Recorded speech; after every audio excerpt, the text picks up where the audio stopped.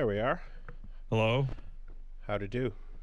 Oh, oh man. Sorry, I'm so tired. I've been in such a rush. I've been spending so much of my time playing the new fucking hit Concord. You've been crushing it on Concord so much. Dude, I'm hanging out with remember. Concord I remember every day. Yeah, those days of when it's like, man, hey, we're podcasting. Stop getting distracted because you've got your Concord game running right now. Yeah, I'm Concord maxing on my other monitor right now. You've got it minimized on the other screen. I can tell. I can tell when you're concorded. Yeah, dude, dude. When you're cord nutting, I can tell when you're cord nutting, bro. We got a podcast. I want to say that Steam charts on the Steam database is like a godsend, a blessing. It is legitimately like important, because when you want to talk about any game and you're like, did that, like, because you remember having to like pull up an EGM and then you'd get the NDP sales statistics for a game, and then they'd be like, by the way, this doesn't include Walmart. Sure. Yes, exactly. And you'd be like, oh, cool. So this is a completely fucking useless number. these numbers don't exist. Yeah. Okay. Got it. Yeah.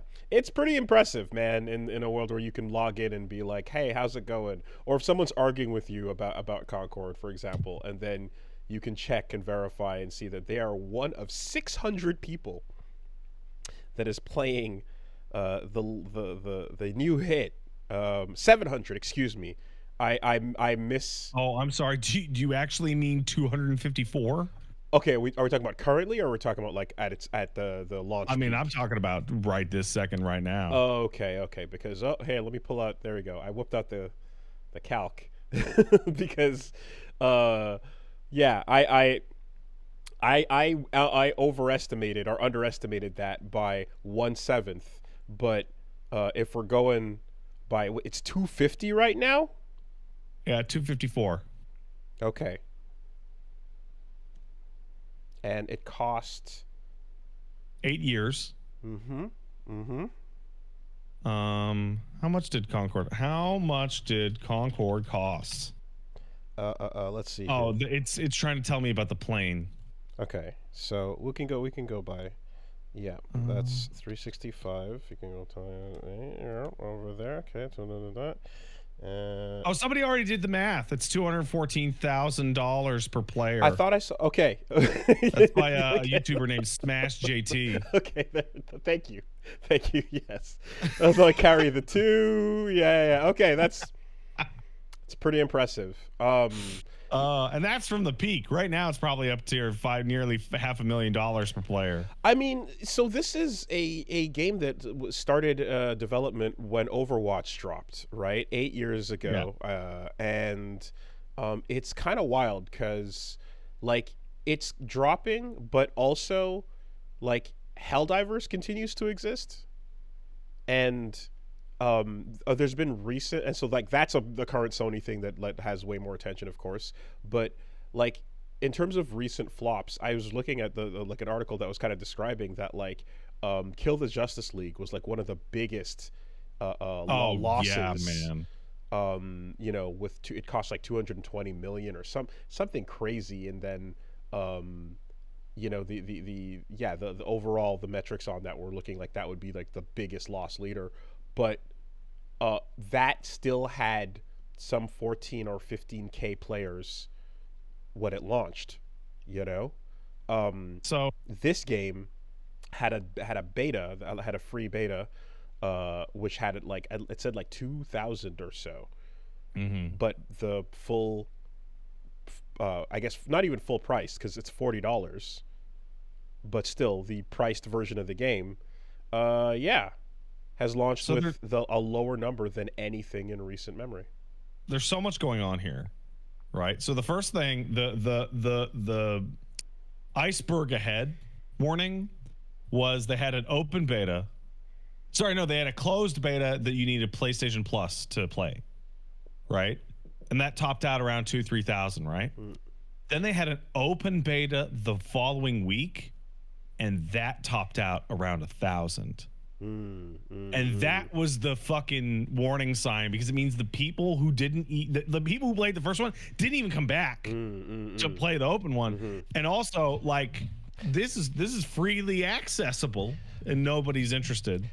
I think as well that we always forget about the secret hidden metric, which is we can call this the Babylon's Fall number, right? Yeah. Which is whatever that insanely low Steam number is, concurrent player number is, how many of those are reviewers, let's players, and people gawking at the state of the game, as opposed to actually having to try a genuine match, you know? How many of that is people that have Let's Play channels that are jumping in to record all their footage and see what's happening with the low population? You know? Judging by the player numbers right now compared to a couple days ago, I'm going to say about 50%. Okay. So let's like, you know what? Like, we were at 600-ish and now we're 200, so maybe like 400 people. I coined this Babylon's Razor. Oh yeah. Babylon's Razor slices that low number even lower because half the people are just there to record and film the spectacle. So there's like a whole I want to say who was it? It was I fucking forget his name. He did a great racing game video just a few things ago. Ray something. God, someone in the chat will help me. Okay. But he did a fantastic video about old game Racefic. Oh, Racefic. okay. RACEVICK. So a while ago, he did a video based on like, what is a dead game? What is actually like? What does that mean? When people are like, haha, population's down, is dead game. And so he took out a bunch of games that had like 10,000 active players, and it's like, is it a dead game? And the answer is like, absolutely not. Like 10,000 people is like more than enough. You sit there for a minute, you get no match, right? Like, is it the best match? Is the best like latency? No, but you don't need 800,000 people playing the game simultaneously, like League or Fortnite. You're going to be queuing up with the same names over and over again, but yeah, still. But you can play, right? Concord, and this I do feel bad because I was trying to find gameplay and I found a gentleman who was like, all right, it was a VOD of his stream, and he was like, all right, let's play some matches in Concord. And he ran into what I'm of the opinion is the final kiss of death, like the final nail, in which Concord has 3 or 4 different modes. And he's like, oh, I want to play this mode. And that mode would not fill with players, period. Yes. And Titanfall had this problem. Yeah. And so then he eventually went to the team deathmatch equivalent. And after about a minute and a half was able to get into a match. And it's like, oh, you can't even get to the point where you can play anything other than the primary mode, and we're dealing with a couple hundred people. Oh, this thing's gonna like bleed out to the point where matches aren't gonna be joinable. Yeah, the broken playlists, right? That's a huge thing. That sucks. Man. So I feel like there's a lot of like where and what could be the cause of this, but I think it's just the most glaringly obvious thing, which is I have not seen a game just visually, character design wise, look so unappealing. Did you see the tweet that I made yesterday? No, I didn't. Oh, it's exactly what we're talking about. I can't believe how absolutely nothing I feel looking at the roster. And so I made a tweet yesterday in which I mentioned that I had not actually seen most of Concord's characters.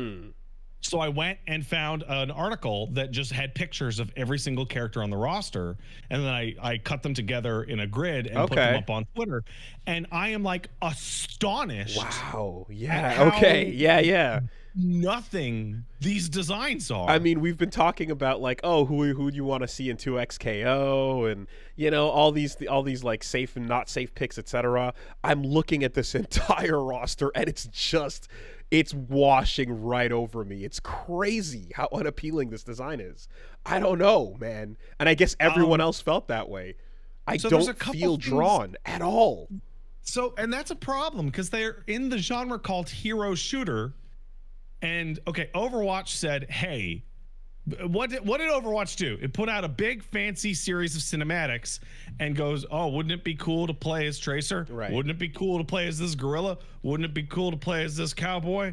And you went, yeah, actually, it seems like it would be really cool to play as those characters because they're really interesting. Marvel Rivals says, hey, it's fucking Spider-Man. You know. Shut up. You want to play as fucking Spider-Man? Yeah. Yeah, I want to play as Spider-Man. Can I do this thing? Can I swing? Yeah, you can. Okay.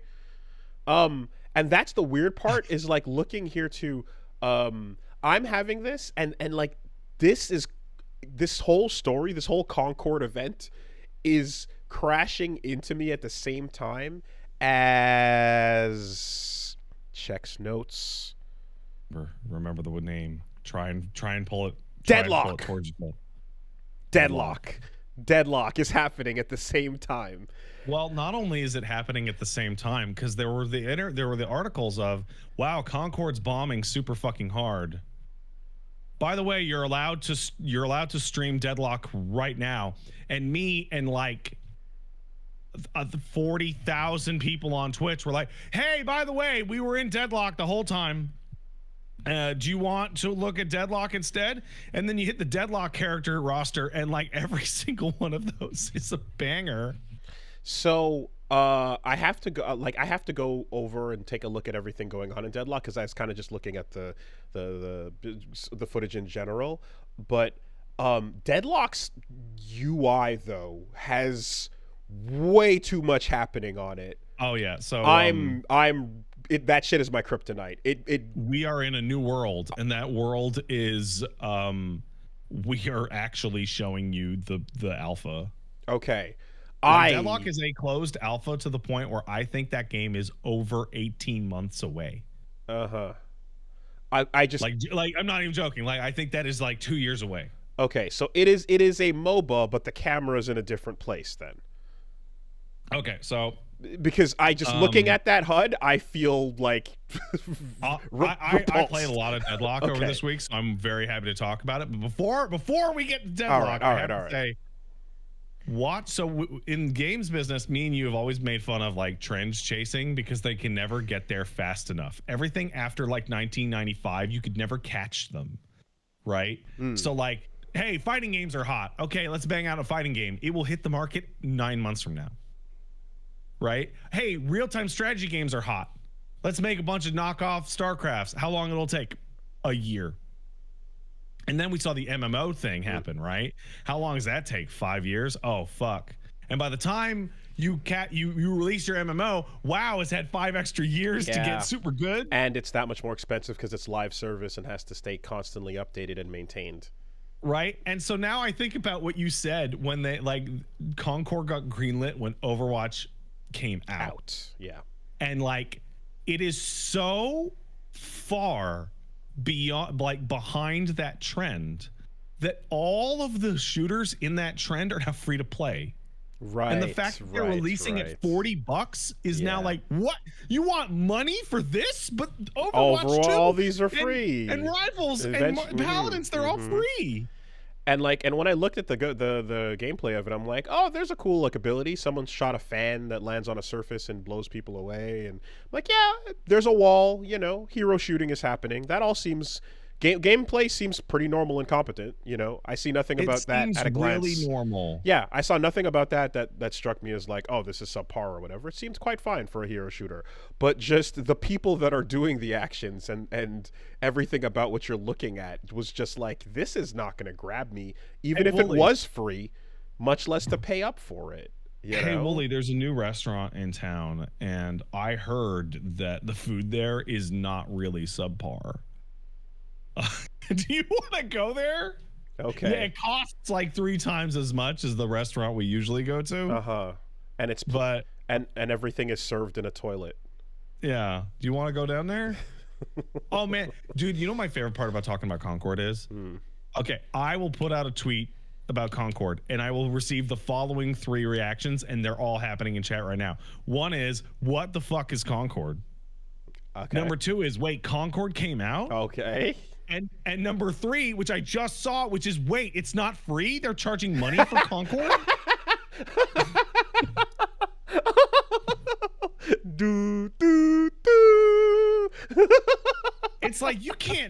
that sequence of questions, man. Oh, fuck. Yeah, no. Yeah, and it's not, and like having just touched Rivals and walking away from that going, the only negative I have is what will happen with Micro if they decide to do it. But everything now else, they've just said, hey, listen, we're gonna make $1 billion off of Captain America costumes. So everything was stellar. I just yeah. Man, and then so like, and you know, and like, and it's not like one of those things where I mean, you can't be your financial plan for how you're going to make money by selling a game at price and comparing it to what you would do if it was free to play. I'm sure they had meetings and discussed what that would look like and stuff. You can't ever switch and swerve over to that, especially once people have paid money, you know, like that's insane. So it's just, there's no salvage there. That's pretty much a dead on arrival. They spent a lot of time. They spent a lot of money. Also, remember, Secret Level has a Concord episode. Oh shit! So Sony really put the cash out on that. Secret Level's gonna release an episode of that. Oh man, and it's not even gonna last until the show is out. It's not even gonna. You're gonna watch that. People are gonna watch that Secret Level episode, go buy the game, and then they're gonna be like, not be able to play it. Oh fuck! That's brutal. That's really bad, man.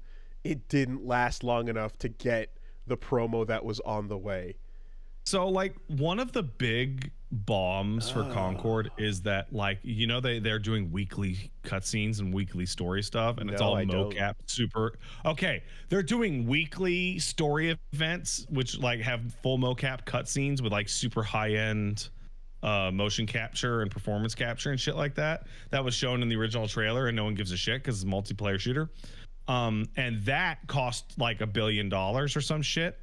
So this is where I cut to tweet by friend of the show, Gene Park. Love you, Gene. Who said both Xbox and PlayStation released games this year that have trouble finding an audience. Both used expensive motion capture as a distinct factor. Meanwhile, Helldivers 2 doesn't have faces. And Wukong didn't even bother lip syncing their English voiceover. Helldivers has 3 faces in it. It has, oh yeah, the people on your ship. Yeah. Yeah. Okay. Man. Yeah, no. Man. We're watching Trend Chasers come out like multiple console generations later, and it's really funny. But it's been a minute since there's been the pre-spend, like investing in the expensive short, you know, because yeah, getting Kratos in there, it's like duh.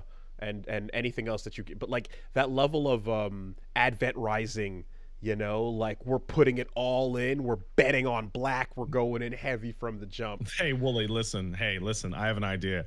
I'm gonna start a new band. I think this trend's really hot right now. I'm gonna combine rock guitar with rap lyrics. I'm gonna call it rap rock, and I think it might be the next big thing. Okay, time to start selling out Madison Square Garden tickets right now. All right, so I'm gonna put my deposit down for MSG. Did you put you put your house up? Okay, cool. Yeah, I'm put my house up for the deposit for MSG, and awesome. we're gonna see how the man. Okay.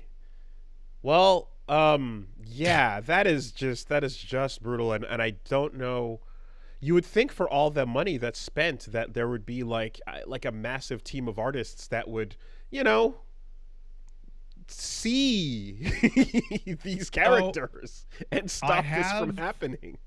I have a possible answer to what's going on with the character designs, because I put that tweet up and a lot of people are talking about it, and somebody came up with a really good explanation, which is the characters all look like the 60s 70s sci-fi characters that would look probably pretty good in a very stylized comic book aesthetic. Yes. But part of the game's main push is its super high-end performance capture cutscenes. So at some point, what might have happened is that it was stylized and it was very colorful, and the on high, either the director or the board or Sony said, nah, it's got to look realistic. Okay, because and then it just didn't survive the translation at all. Because Purple Afro Lady, robots, and then like pink-haired like fish girl, like that's all very like if Gendy was giving a take on these, I could see a lot of that being exaggerated and working out. These features could be exaggerated to work out. Like, yeah, I could not when you put that. When you put it that way, but realistically, they all just look like bad box art Mega Man interpretations of what might have been cool characters. Absolutely, like 100%. It's crazy. It's genuinely nuts. So, Valve, Gabe Newell, they're sitting around and they're telling people every day, "Hey, can you not put up fan cams of your Deadlock kill counts, please? Can you not put up like Call of Duty style montage videos of your Deadlock plays?" And then they see Concord come out and they're like, well, that's enough of that shit. And so Concord, Deadlock. Oh, it was in response. Was it? No, I'm saying it's in response. I'm saying they saw Concord and they decided to put their thumb on the ant. Deadlock is out. No, it's not actually. Deadlock is not out. Deadlock is not even not out. It's inside. It's closed alpha. But embargo is pulled? Is that what happened? But embargo is pulled. So if you were in it, you can watch it or stream it. Okay. But also, do you know how the Deadlock invite process works? No. I did get one, and I said I'll just check it out later. I'm only interested in checking it out when I can stream it, I think. Yeah. Well, you can stream it now. So here's how the Deadlock process works. Deadlock is a secret. So you go and be like, does anyone have secret game? And then Guy DMs you and gives you an invite to secret game. Mm-hmm. And then you get into secret game and there's a button on the main menu that says invite your friends. And you can invite literally any single person on your friends list infinite amount of times, and they all get in right away. Okay. And all of those people can invite as many people as they want right away. And that's so I got in and then invited every single person on my Steam friends list. And so that's how you get the worst kept secret in games today. Yeah. Yeah. Okay. So you have an invite. I sent Reggie an invite. Okay. Paige has an invite sitting in her thing, et cetera, et cetera. Cool. Well, yeah. So, I mean, scrolling through these characters, I'm like, oh, there's some fun looking folks here and some gimmicks and stuff on display that seem pretty rad. But this, yeah. So I guess I thought this was also a third-person team shooter. It is... Question mark? But then what is happening? All right. So this is Pat's generalized synopsis of the Valve game Deadlock as by a guy who played it maybe 20 matches. But more importantly, is friends with Dota fiends who've been playing it nonstop. So Deadlock looks like a hero shooter. It is not. It is barely even a shooter. It is Dota 2 with the camera put behind your character. Okay. Everyone's been saying Smite. Saying that it's very Smite-like. Yeah. It is Dota 2. So you choose your shooty man character, and then you will jump into your match, and it will tell you, oh man, this is the best part. It will say, hey, listen. Okay, I'm gonna back up. Sorry, there's so much to talk about this. I'm getting all kerfuddled. Okay, do you remember me telling you about League of Legends and how League has this really fun system where you go, hey, I would like to play top or mid or jungle or carry or ADC. So what do? You select your role, your preferred role, and you go, I would like to play top, and I don't, that's my preferred lane. So then they go, pick a second one. And I go, oh, I would like to play jungle if I can't play top. And the matchmaking goes, you're playing mid. And I'm like, I don't know how to fucking play mid. I don't know how to play even a single mid character. And I start the game, and now I'm laning in mid, and I suck at it, and I'm feeding, and now everyone on my team is mad at me. But I didn't even want to play mid. I wanted to play top, but now everyone is mad at me. They're yelling at me, and oh, I hate this. And you start up Deadlock, and you go, hey, here's the whole roster. And it goes, you have to pick at least 3 that you're willing to play. And you can set their general priority. So you pick 3 characters and you go, this is the one I want the most. This is the one I want the second most. And this one is fine. Okay. Are they for different lanes? No, because when you go into a match, the game will assign you a lane. Okay. You will start in a lane. You can move to anywhere you want, but it will literally put you in a lane to start. So there are lanes, and the main way you win is not just by like deathmatch scoring kills. Oh no, deathmatch scoring like is totally pointless. Yeah, okay. It's about pushing that lane. Okay. So you get onto your lane, and the very first thing that happens is your base will spawn a bunch of little dudes called troopers. And then they will meet the other bunch of little dudes coming from your opponent's lane. And then it is up to you to last hit and deny the troopers as you are also going back and forth with the opponent in your lane. Okay. It's and then when you do that, you get money, and then you go to the shop to get a bunch of items to get stronger, and then go back down your lane. It is a MOBA. It is a MOBA. The difference is that instead of having little RTS fights over your lane, you are having third-person shooter fights. Okay. Over your lane. Because I definitely, like there was seeing it in third person, I like with Rivals on the brain, I got a little baited, looking going like, ooh, we're like third person is becoming the thing. We're doing this. That's nice. And seeing your character flying around and zipping on lines and stuff, looks pretty cool. But yeah, immediately apparent is just like I mentioned it before, like on your screen you've got like all the characters in the match up top, I guess, like the 6v6, right. And then what seemed to be, okay, I guess just your map, your abilities, and just a number of other things all popped up that I'm like, oh, this is quite a bit more than there are many things.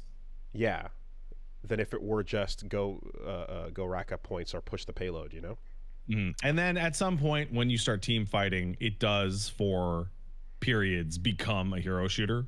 Okay. Because you have like, a 4-on-6 or 5-on-5, actual team fights. Okay. The most interesting thing about the game by far is the way they have decided to deal with last hitting. So are you familiar with the term last hit? Not at all. Okay. So you have seen League or Dota at some point where you have the lanes and the little tiny creep dudes, or the little generic soldiers are butting heads against each other. I have played 3 games of Heroes of the Storm. Okay. To get my Zarya Master costume. Great. So HOTS doesn't have last hitting. That was its big contribution. No, follow me here. All right. No, the only thing you need to know is that the two little the creeps, in the lane, they push against each other, right? Okay. And then there's the players. And so you're trying to kill those little dudes for experience to push your lane, right? In League and Dota, last hitting is a big deal. And the basic thing is that you only get the gold or experience or whatever the fuck you want to call it for being the person to actually kill the enemy creep. Okay. Right? So you're watching all your little dudes fight amongst each other, and then you go, oh, that one's about to dead. Okay, I got the gold, I got the experience. Oh, that one's about to die. Got it, right? This also moves to denying, in which you can see your own guys about to die and the opponent is about to get last hit on them, and so you kill your own dude first to stop them from getting anything. But you don't get XP for killing your own. No, but you're denying them. Yes, okay. As Car Hacks points out, it's like fighting game. It's like footsies. Yeah, okay. You right. That makes sense. So in Deadlock, the thing that they've done here is it's a cute little thing to take advantage of the fact that it's a shooter, is that you're at really long distances because you're shooting enemies. Pause. Instead of the denial aspect is denying them XP, but are you also denying them points? Do points of the amount of things you kill matter? If you're attacking their creep, for example, does that add up in any way? In which game are you talking about? In like League of Legends, for example. In League of Legends, no. The only thing that matters is the last one, the last hit. Only the resources. Okay. So like HOTS has experience, League has gold. I'm not 100% sure on Dota. Okay. There's only one resource you're getting from the little creep guys. And it's so experience. Each game has a different name for it. Okay. Oh, Dota has both. Of course, Dota has both. But so in Deadlock, you're killing the creeps for cash, essentially. And because you're at super long ranges and because you're all shooting guns, what happens is that when you kill a creep, you get some resources, but then its little soul will float away. It's very, very slowly, has like a little bubble, and that will disappear on its own after 3-4 seconds, and then you'll get that. But both you and the enemy team can shoot that. Okay. So when you're having your gun battle and the creeps are fighting amongst each other and you see the soul rising off like one of your own guys, shoot the soul of your own guy so that it doesn't automatically go to the enemy team. Okay, so it's just like any other like Sonic or Mario, the enemy not actually those games, but enemies will drop a bunch of shit and either person can get it no matter who gets the kill right there. Game doesn't actually end until you kill an enemy base. Yeah, that's right. You have to push the lane all the way up. All that actually matters is base destruction. Yeah. So the number one reason why you would kill another player is because you are knocking them out of the game from getting any resources for an increasingly long length of time. The respawn timers start at like 10 seconds. And by the end of a match, respawn timers are up to like a minute and a half. Okay. So like a full team wipe at the very end of a match, it's not like, hey, we wiped the whole team, we're done. It's like, no, they can't stop us from blowing up their base. Right, which is like, again, in Overwatch or so, you do a team wipe and then you can push the payload uncontested for a really long time. Therefore, the time, it's all about time to payload stop or whatever. And it creates these little situations that you see in your MOBAs in which you're like, I can't beat this guy in my lane. I lose every single time.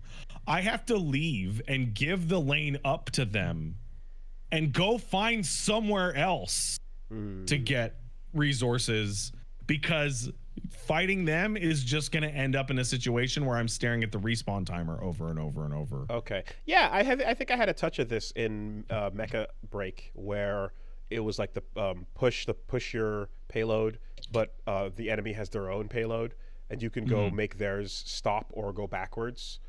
And so it's like, is it worth it to defend your own or stand on your own and accelerate it, or attack theirs or stand on theirs and decelerate it, you know? And it's you get into fun situations every now and then where it's 6v6 and you have 3 guys defending your base while you 3 are attacking their base. And it just becomes like, well, whoever wipes this fight first is gonna lose because there'll be no one to stop them. Right. Okay. I feel bad for people hopping on Deadlock and going, oh man, Valve's making an Overwatch. Fucking no, absolutely not. They are not. That is not what that game is. That is essentially Dota 3. And that makes a bit more sense because Valve also made Team Fortress. Yeah. Right. So it would make and Ice Frog, who made Dota and then went to Valve to work on Dota 2, is the main person behind Deadlock. Yeah, so just why would they eat their own lunch directly like this? Even though it's been a really long time, I mean, it's still, that makes sense. So I mean, I don't know if you know this, but you can sell a lot of hats in a MOBA. So, how does, I guess then, like, do the character abilities, if we're talking about like Overwatch and Rivals, everyone's abilities are very PvP oriented because that's the main thing here.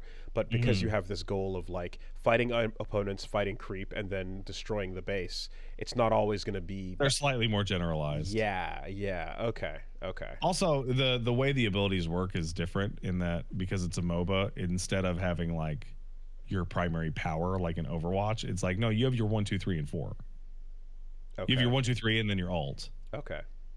And some are laning tools, some are pure PvP tools, etc. Yeah, I think because I'm an old one-trick pony that's predictable and I'm set in my ways. I feel as if I always want a duel, and then at game modes that like add things to that, like there's always a layer of like obfuscation to around the idea of the duel. For example, pushing a payload or defending a hard point is cool. But I definitely have the most fun when like that is still part of what we're doing and like the main experience. So have you had matches of this where you're kind of ignoring the opponents and mainly focusing on the lane and the base kind of thing? Yeah, that's everything.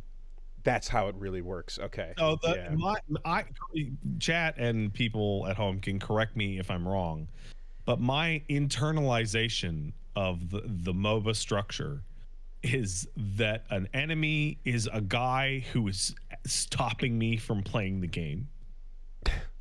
Okay. Like the enemy in my lane, their main contribution is stopping me from playing my game. Yeah. And I'm trying to stop them from playing their game. Yeah, okay.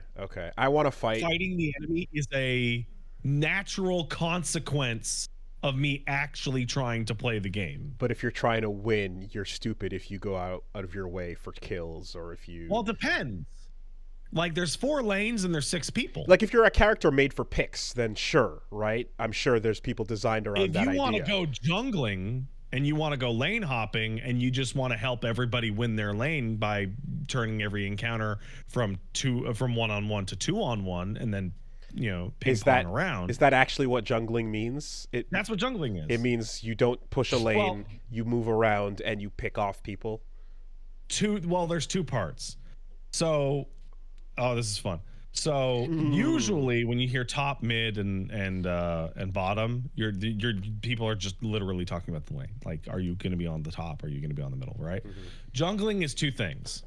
Jungling is roaming around the map and killing non-lane NPCs so that you can get buffs for your team, experience for yourself, items, whatever. So in Deadlock, there's a cursed urn that shows up from time to time that you have to transport from one end of the map to the other directly across all 4 lanes, and that will give you buffs. So jungling characters are wandering around the whole time. Oh, so there's NPCs that belong to no one that are also just hanging out. Okay. And since you are wandering around all the time as you are jungling, the likelihood of you being around when, this guy's doing a 1-on-1, why don't I make this a 2-on-1? Is super high. Okay. So you could call jungler a flex spot. Right. But it's not necessarily PvEing. It's just you're versatile and you can do what's needed as you move around. Usually junglers in League or Dota have to do PvE because otherwise they will fall way behind on the money. Killing enemies gets you like shit for resources. Okay. Like killing enemies gets you way less resources than just doing your lane shit. So I had a really good experience with Reinhardt because as someone, I love obviously PvP and dueling, and that's where I get my fun from. The objective stuff and kind of like, I guess to some degree support, I kind of wasn't as into. But then I was like, oh wait, shielding the front line is a really fun way to support the team because like it's a clear, like I enjoyed that process because it was mixed in with moments of dueling. And like having those like eventual like, okay, Reinhardt charge, how do you not charge like an idiot, right? There's times and places, and like learning how to use that and then isolate them and then fight and duel and then get back to the payload was a pretty fun thing. So like I feel like I can enjoy a support role or a game that has, again, other things for me to do, but I really would like the ability to like have that pick be part of it. So how did your overall experience go with the roster? So I'm really surprised at just how much of a MOBA it is, because like it still is dictated by the phases. Like so the games are 20 to 40 minutes long. And the first 10 minutes are like explicitly the laning phase. Like it is footsies for 10 minutes. Like stay in your fucking lane and get your fucking points. Level up your character. And take out the guy that the game put in your lane, but just push it. Is it like, and then 10 minutes onwards becomes, all right, let's roam around. Let's figure out what we're doing here. Is it like in HOTS where you don't get to use all your abilities until you level up a certain amount? Oh yeah, absolutely. Okay. Like you start and they're like, pick one ability of 4 and pick the shittiest version of that ability. And then as you continue to get your resources, you'll be leveling up to get all 4 abilities, then all 4 abilities upgraded, in addition to the shit you're buying at the shop. Now, one of the things that really stood out to me, I prefer playing League. I think Dota's too complicated. Dota is really complicated. Like, MOBAs are definitely not simple, but like Dota is fucking lot going on. Like you can't even just buy stuff. You have to send a fucking magic unicorn flying back to fucking base to buy your upgrades for you, and then people can kill that thing on the way back. Oh boy. Okay. But sorry, I didn't mean to do that. But the thing that I was always jealous of was that Dota has a way better client. Spectating is better. Picking, like reading your in-game resources is a lot better. But more than that is so like, I don't know if you've ever seen like the shop in these games. The shops are filled with like 100 items. Just the HOTS one. Okay. Yeah, the HOTS one is not the freak that the other ones are. I remember it being like 3 or 4 grayed out things, you know. Yeah, no. The like your Dota. Let me see if I can get you a screenshot. Dota 2 shop. I literally need like a single screenshot. I am. Yeah, here we go. Yeah. This is the screenshot. I am keeping an open mind, I tell you. This is the fucking screenshot of the shop in Dota 2.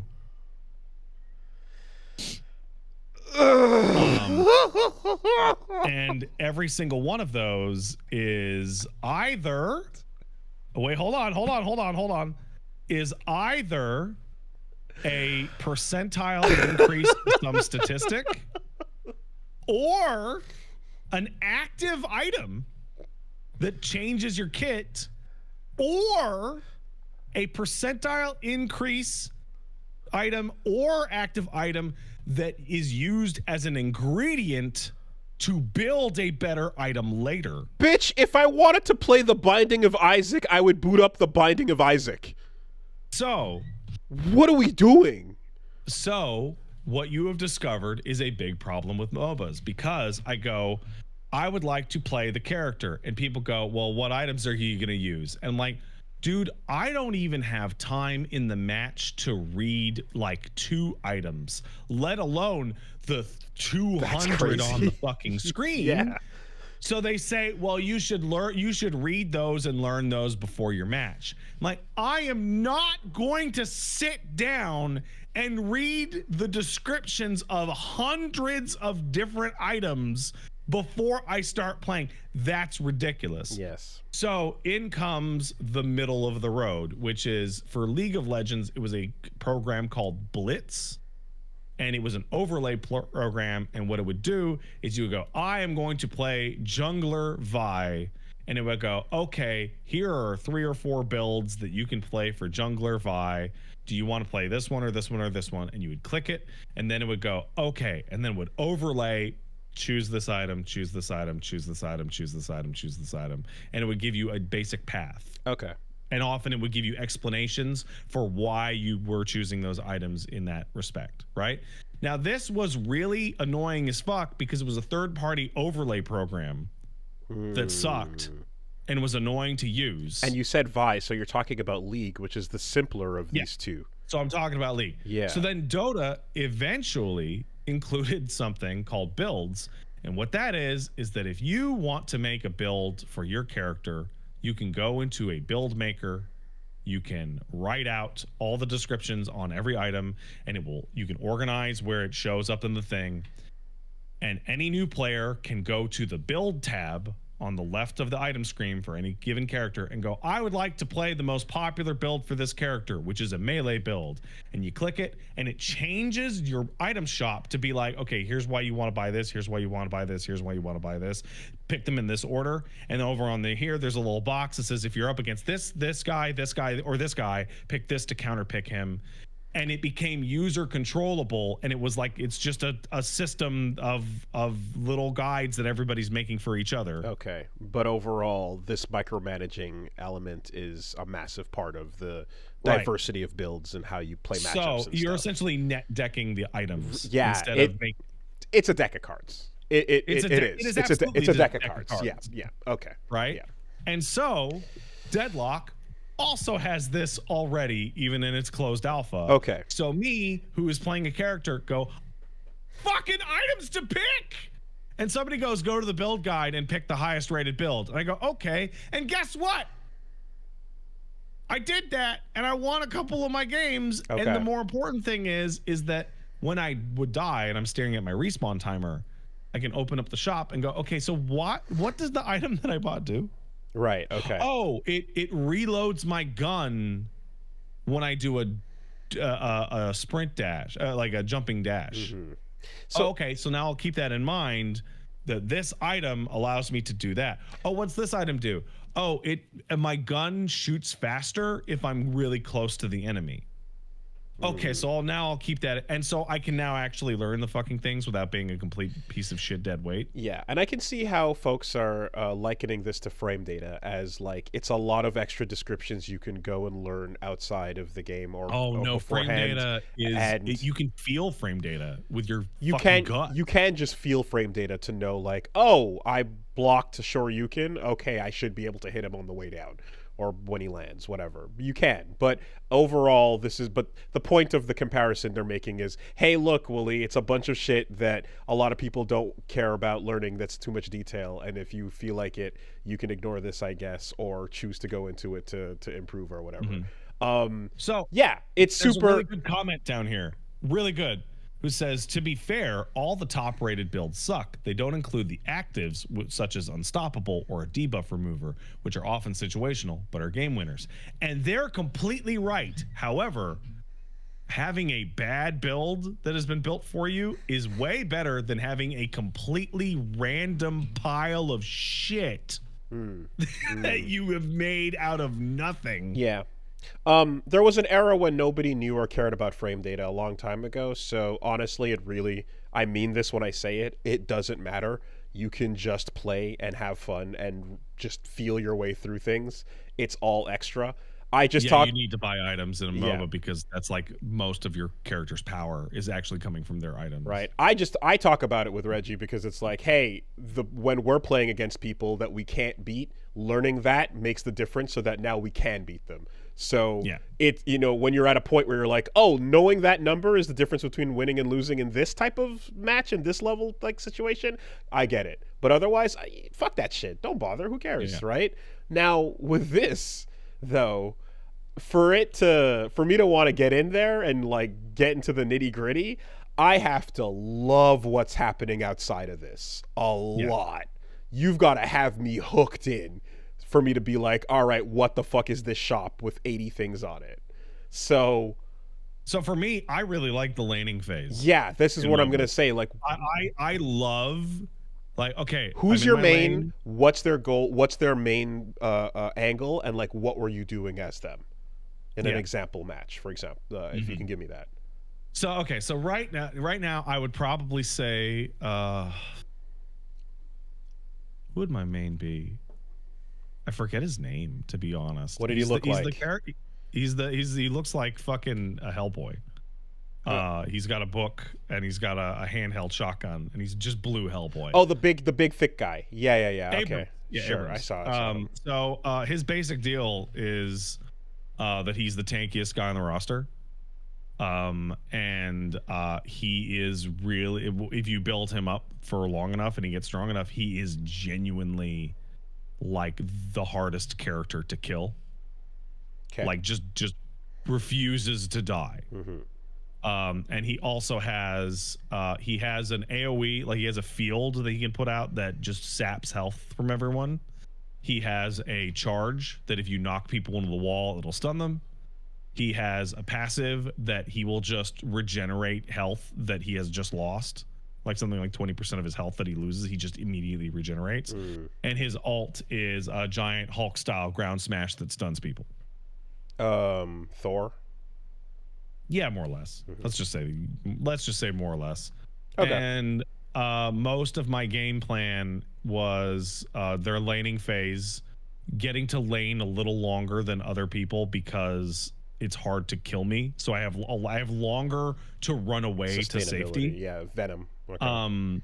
And then once team fights start to happen, he has the charge that knocks people around and knocks them into walls to stun them. But because he's so resilient, he dives in and doesn't just instantly melt from 5 people shooting him. So I had a really good run in which I was able to like dive into a pack of enemies and slam once against the wall and kill them, run away, and now they're on a minute-long respawn timer while it's a big team fight, and they go, okay, all I need to do is dive and kill one more person, and this has now slid way in our favor. Okay, when you're saying enemies, you mean players? I mean the team. Players, yeah, okay. Yeah. Because the troopers are like brain dead on purpose. Like the enemy AI for like generic enemy, if generic creeps, I mean, their targets. They exist to die. Titanfall NPCs, right? Yeah, they're trying to corner us. Yeah, okay. And I really like that. I played. Oh, what's his name? God, I can't remember their fucking names. Hold on, Deadlock. Describe him. He's a robot with a hook. Haze. Because your characters, your MOBA game. Oh, Bebop. Right. Your MOBA game needs to have a hook character. Like literally a Roadhog must exist. Get over here. Yeah. So Stitch is the abomination in Warcraft 3 was like the first one. And that just continues onwards. And so Bebop's kit is he has a laser which is completely accurate and ranges super far. But his main gimmick is that he can hook you, and then he can plant a bomb on you, and then he can uppercut you away from him. So he drags you out of position, and then causes a bunch of damage, and then kicks you back somewhere away from him so he's safe. Yeah, he's great. Okay. I love him. There's a lot of characters on that roster that I haven't played. There's one lady in particular called Lady Geist, who I don't understand her kit at all, but I do understand her alt, which is she trades health statuses with somebody else on the enemy team. And you get to peek everybody's. It's like you'll nearly kill her, and then she'll hit you with her alt, and now you are at 1 HP, and she's completely full. And I don't know how to deal with it at all. Okay. Huh. Yeah. Infernus looks cool. A lot of them look cool. Like there's some winners and some losers. Jacob Lash, his the old-timey British boxer, just having a biography. Everybody else has like a paragraph, and his is just Jacob Lash is an asshole. Okay. And then you load into his character and he starts talking, and the first thing out of his fucking mouth is that dive kicks are the new hotness. I used to do uppercuts like a loser, like this other guy on the roster who does a dive kick. Like he names him, he says the character's name, like uppercuts. Oh, it's So lame. It's all about dive kicks nowadays. That's where the real money's at. Like, Okay. Character fucking rules. Okay. But yeah, it's a MOBA. It's a MOBA. It's also super early. Like, it says that there's no controller support, but then you plug in a controller and controller button prompts show up. Like PlayStation button prompts show up. And you're like, wow, I can play this with a controller. And then you realize there's absolutely no aim assist at all. And that some buttons aren't mapped. Oh, so like there are buttons that are just straight up not mapped to the controller yet. Pseudo support. There's like the Steam message that's like a half faded controller. Yeah. So like it'll get there, right? But because I think they want this to be playable on the Steam Deck. Okay. Well, that's another mark against it for me in terms of like I also love playing things on a controller whenever. Yeah, I can. it'll be there, but like it might be a bit. Okay. What was the other thing? It doesn't run particularly well, and a lot of the graphical options aren't there. Probably the strangest detail about the whole game compared to every other game that you would play with a shooter is that reload times in Deadlock are outrageous. Oh, really? Reloading your gun. So like holding down like your machine gun and emptying it will take like 5 seconds. Reloading it will take 4 seconds. Oh, like it almost takes as long to reload your gun as to use up all your ammo. I just realized I actually don't know this, but you have your abilities, which have the little cooldown when you use them, of course. That's right. In all MOBAs, but you're talking about reloading here, so most characters have guns that you're shooting. But in League or Dota, you're clicking and you're just doing a melee. And you're doing RTS attacks. Yeah, so there's no gunplay. There's no reload. Right. Yeah. Okay. Yeah. Right. So ammo is so in a lot of in Dota or League, you have your auto attacks, but oftentimes you're using your 1 or your 2 to like as your primary attack all the time, but that uses mana, and you can eventually run out of mana, and then you have to go back to base and regenerate. And this is simulating that. It's also simulating attack speed delay, in that, like, say you have an archer in League, like you can only fire that auto attack so many times so fast. Okay. So if this is a 6v6, then is it like 2 people per lane and then like 1 person support, 1 person DPS or something, or like little duos of that? It's there's 4 lanes, and 2 lanes get 1 person, and 2 lanes each get 2 people. Oh, okay. So you're either in a single lane or a double lane. But everybody can move wherever the fuck they want at any time. Oh, so roles. There are no roles are not. roles. Yeah. Okay. I see. The fact that there are no dedicated roles, and like there's still matchups, right? Like some characters have really good matchups and really bad matchups. But the fact that there's no dedicated roles feels very freeing. Because it's miserable in League when you don't get to actually play the role that you want. It's awful. It's fucking terrible. Yeah, I mean, I'm thinking of, again, if like even in Rivals, where it's like, hey, is anyone gonna support? We need a healer. No one. Oh, Jesus fucking Christ, fine. And then I'll learn how to play Rocket Raccoon, for if need be. And then just same thing, making sure it's like, hey, can we do a tank? No one's gonna. All right, fine. Right, learn how to do at least one. And you can still do the whole like priority thing and all that. I there's systems and ways that the games can let you like say like, hey, I'd like to play as this, and if not, then this is going to be rough for all of us.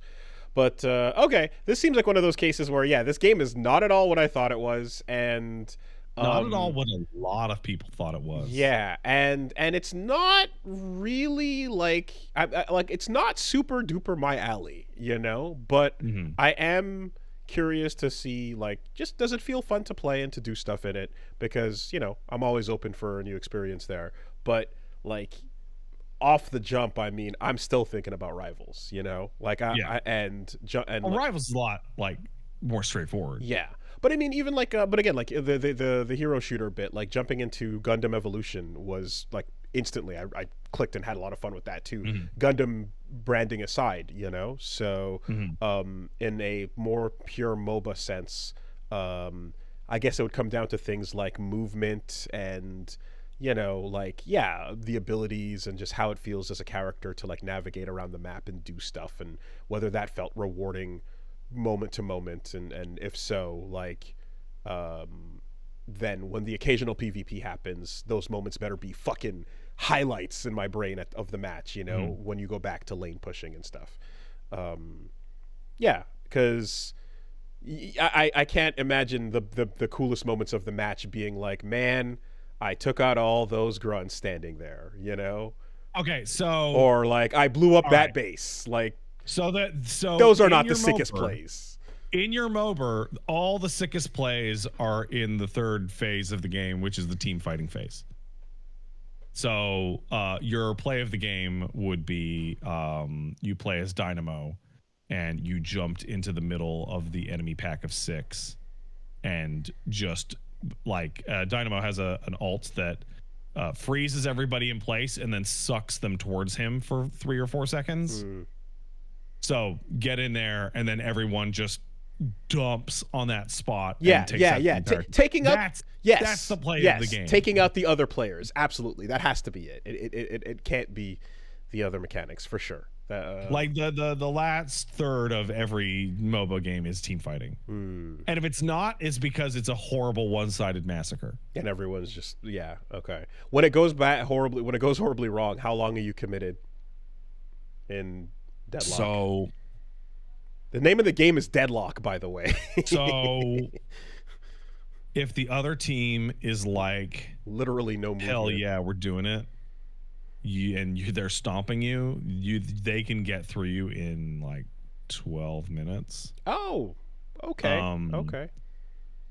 So if they're stomping you super hard, but they don't feel like ending the game, they can run the clock out as long as they want.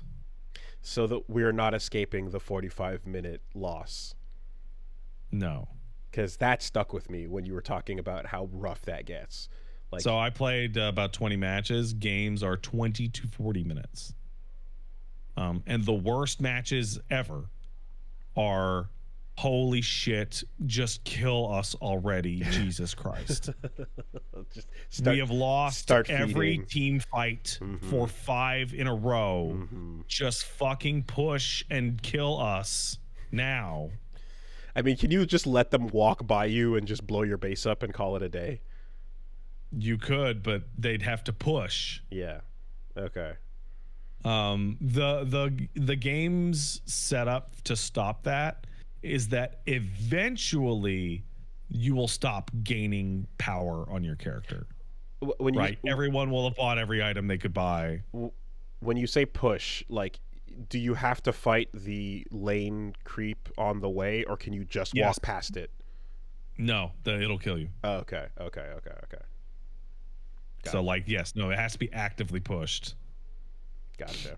Okay. As for like the game's quality, it seems really well put together, particularly how early it is. It feels really good. The shooting is solid.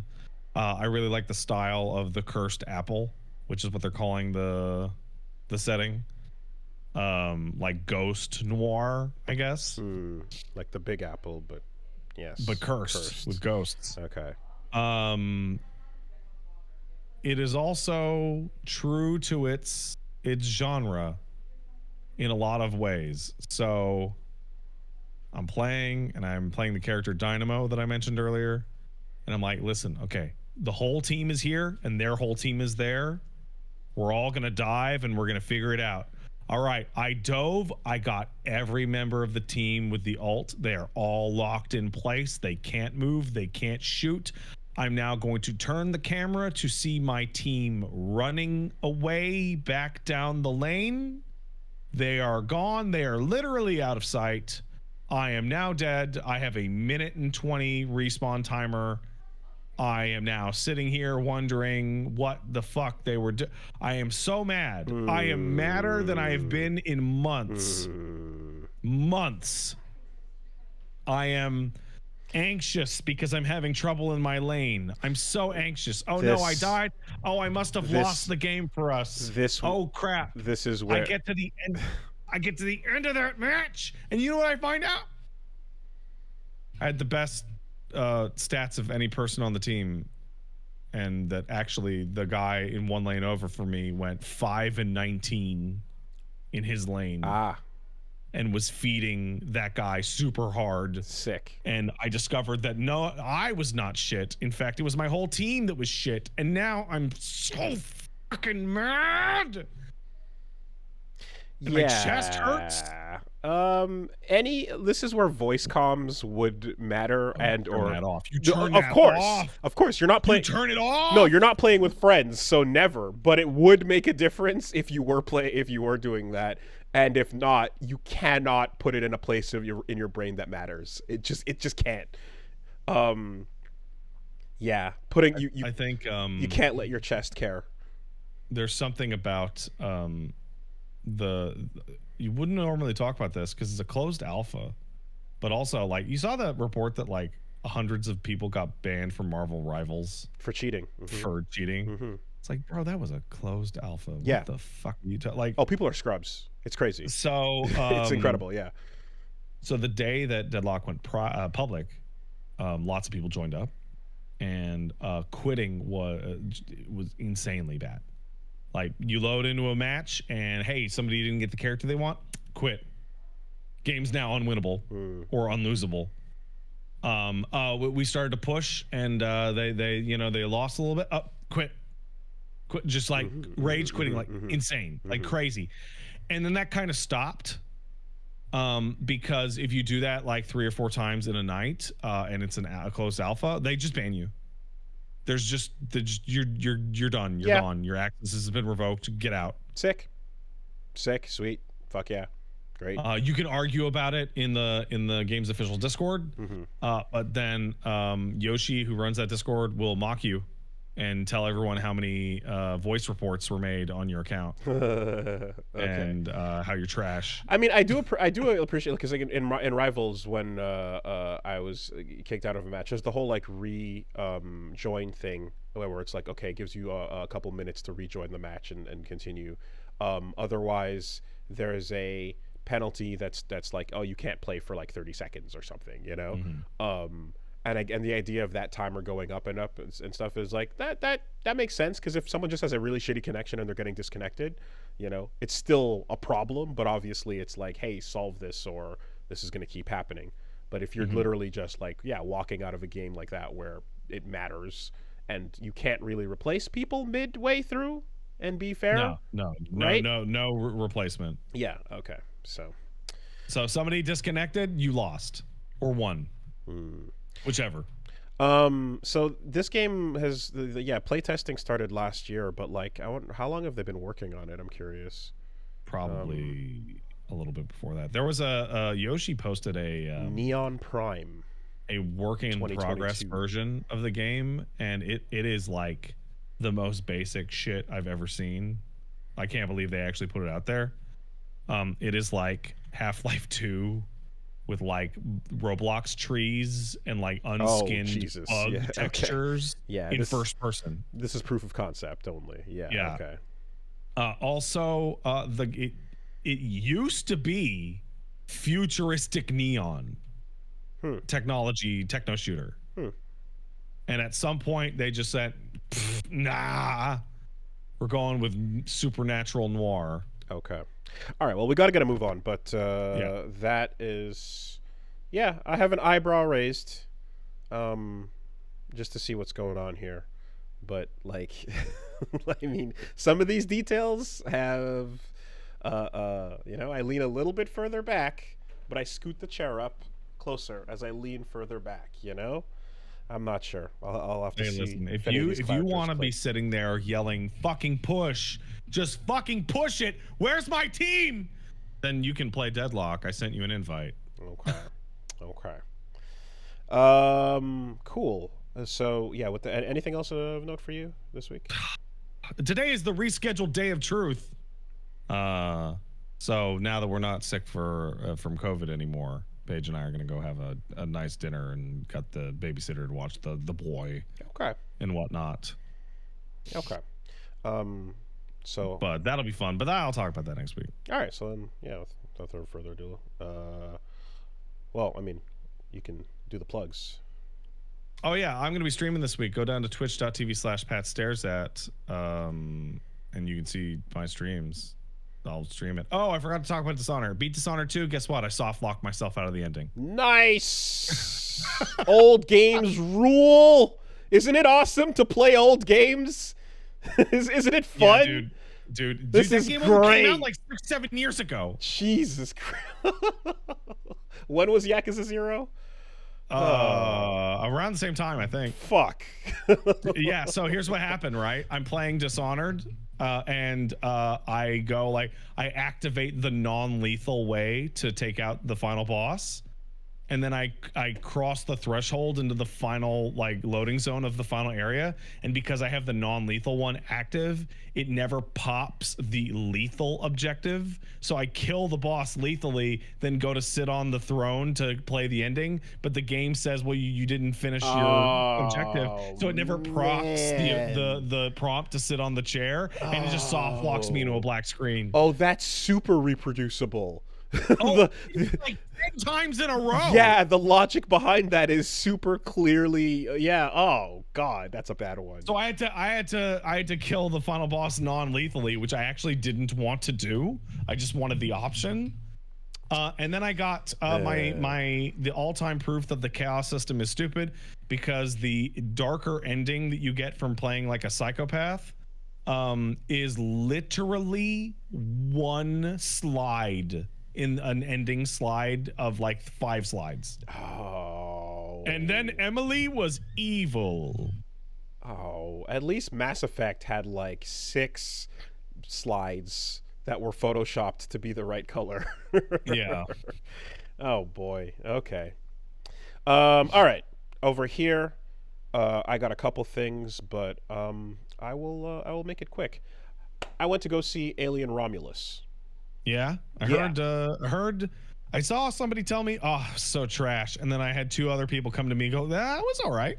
Okay, so I did not watch Covenant. You're good. Don't worry about that. Yeah, and Prometheus really dispirited me. I sure did. And a lot of the franchise has always been just, you know, like it saddens, because I'm one of those people that's like, I fucking love Alien. I fucking love Aliens. I think Alien singular is probably greatest of all time. Like, I mean, I'll put that on a list against any other cinema. Film. Aliens I like a bit less, but it's still fucking great. That's a good ass movie. And that's where we're at, you know. And hey, the black dude punching an alien in Alien 3, that's fun. He gave it a shot, man. But anyway, so this Romulus, here's what's up, in my opinion, and I will not spoil, but I will certainly talk about the stuff happening in the movie, and it's you know, leave enough for you to still go enjoy if you'd like. The Alien movie that is within this movie is great. There is a really great... Oh, I know exactly what you mean by saying when you say that. I'm qualifying, aren't I? Right? Yeah. So what you have is an awesome introduction to, like, you can go in. I was watching it with, like, you know, so Punch Mom, like, hadn't seen any previous of the franchise as well, and you get a really good look at, like, the Weyland-Yutani fucking dystopia. You get the horrible future underneath them, and you get a look at, like, what it's like in the colonies, and some of that stuff introduced as well with the characters. And then, you know, after their setting and established, kind of like, you know, this is your ragtag group of teens, they go on their quest, you know, and once you get to the ship where the movie is going to happen, there is a nice, self-contained, isolated, awesome alien story that just takes place. A great space horror movie, in and out, that does a lot of really cool shit. You have to be aware of, it's like, okay, what are we going to get alongside this? We're going to get lots of references to things in the other franchise. Sometimes heavy-handed because you're gonna get your the synthetics are always the coolest parts of these movies, right? Yeah, they're pretty nice. Even in exactly, right? Michael Fassbender is going to be fucking incredible, and you know, Ash and Bishop and etc. They're always fucking great, right? So yes, lo and behold, the synthetics are also just the fucking the awesome, the best part here. But you have to be prepared for like literal quotes from the previous movies being dropped in as a little right? Yeah. you have to be okay with that. And in some cases it's a wink to the camera, but in some cases it's like, well, if it's a synthetic that happens to be the same model type as a synthetic that we know, then it would make sense that they would kind of behave in the same kind of ways. All right. Right. You can also okay, so we know how we feel about dead actor CG face. I don't like it. It's not very good. It's usually very discomforting, and it's not there yet, but we're still doing it because it's close enough for most people, and they're like, hey, did we cross the uncanny valley with a fingernail? All right, let's go. Right? And so that's what's happening. However, if the uncanny valley problem you're having is with a character that is not human, then it can work a little better. A little bit. You can accept it a little more in your heart because you're like, well, the things that I'm creeped out by are the fact that it's not actually a person, you know? Right. So yes, dead actor CG face with I don't like that. with asterisk next to it, right? You put that on your card as well. Some real cool stuff happening in this contained space horror movie are alien isolation, actually relevant canon and referenced in such a way where walking around the ship, stuff on the walls, little interactables on the walls from Alien Isolation People are like Alien part Isolation. of this work. It's really interesting and cool that they get that stuff in there. And you know, you can just be like, you can point and be like, hey there, I clapped when I saw it, you know? But it actually is like, no, you're uniting the universe in a way that makes it like, hey, this is consistent.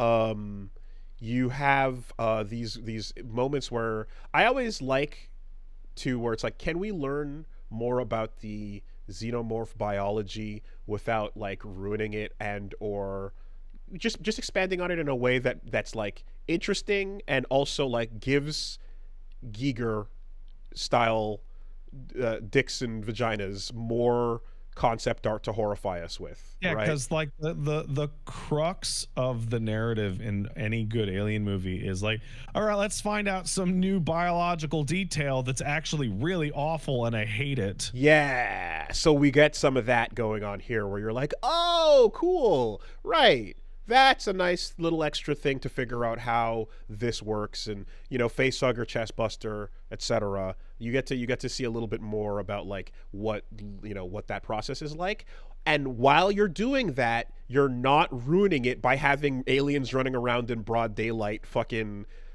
killing the actual space horror movie. You know, they're still in the dark, in the shadows, being properly terrifying because they're off screen, out of camera. And, you know, just a little hair on the back of your neck kind of thing. So it's cool to like have those little bits, and when the time comes, practical effects, actually, you know, very appreciated. You know, like you saw the trailer, right? So you saw that moment where like you see the little X-ray thing on the person, and you can see like oh shit, something's inside of them, and like it's a nice cool moment there. And then you get like actual use of practical effects that's like nice. I appreciate that shit. All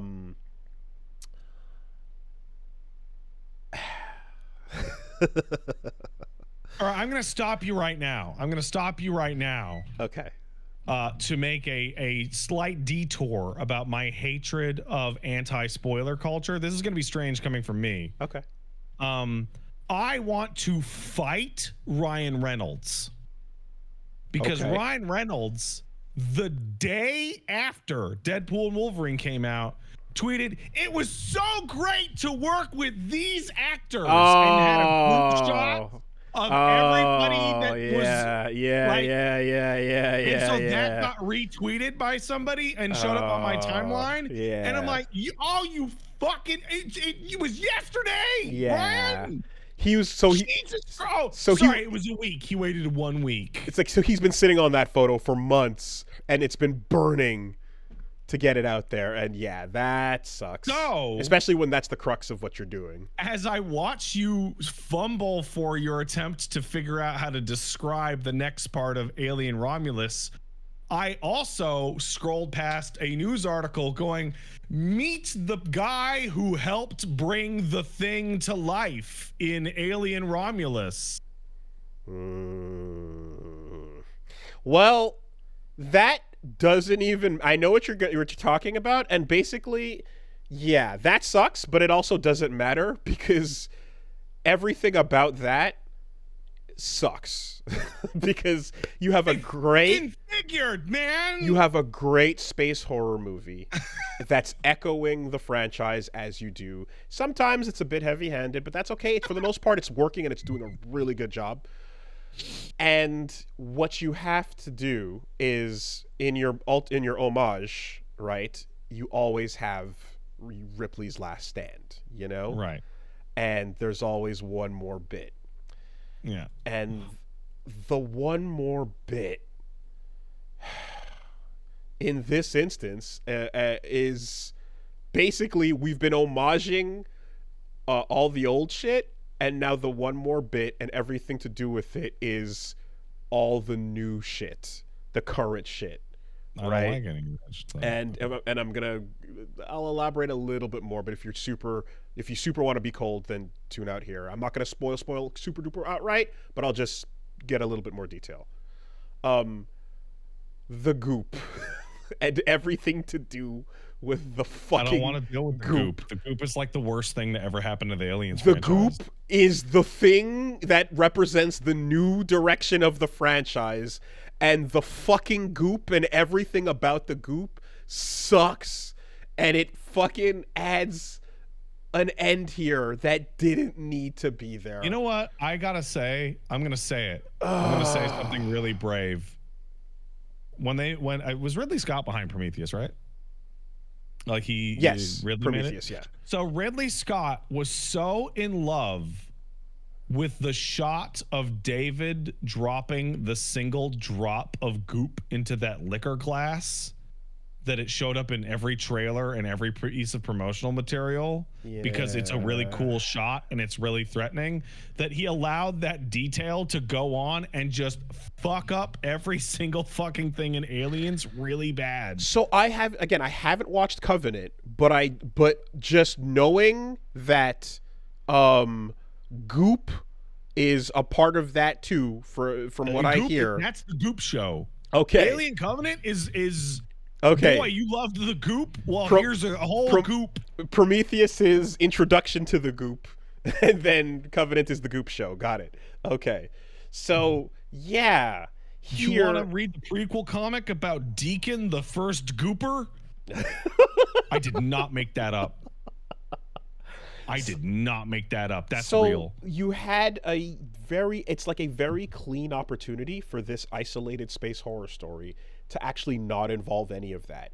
And even the timeline of when this movie occurs fits into the old, you know? And doesn't at all have to touch that stuff. But it feels as if the franchise wants it, demands there be some element of that continue, and so we must Goop. And so I actually want to someone in the chat. So fine. It was totally fine up until the Goop responds with the Goop is fine. The Goops, that there's still a mystery to the Goop, etc.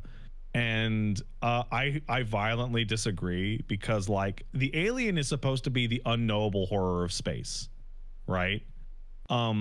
but you need to know something about it. And like I just described earlier, like finding out parts of the alien's biology is like the core plot of like almost every movie. Like, what does it do? Oh, it lays eggs in your throat. What does it do? Oh, it's got acid blood, you know, etc. And that's the criteria, right? Yeah. In every movie, you discover what? Oh, it's a fucking alien. And how do they do it now?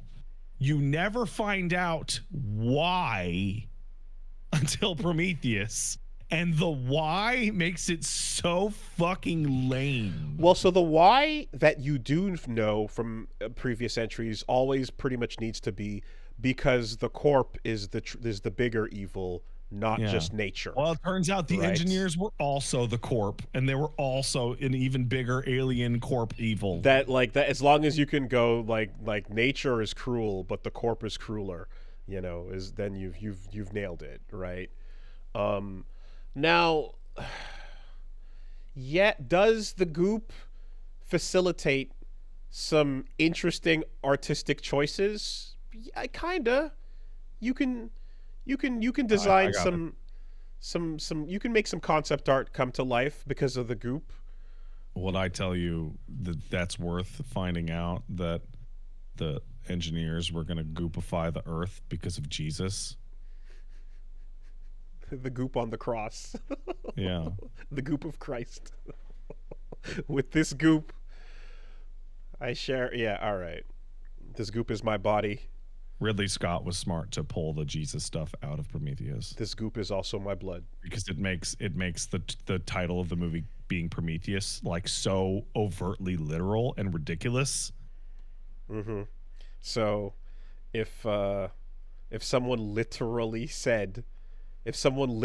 referred to the Goop as Prometheus's fire, would you think that was cool? Oh my God! Shut up! You shut your fucking mouth. You're please tell me you're making a joke. You're making a goof, a goof, dude. Oh, dude, you fucking! This movie sucks. No, that's the problem. That's the problem. Oh no! That is the problem.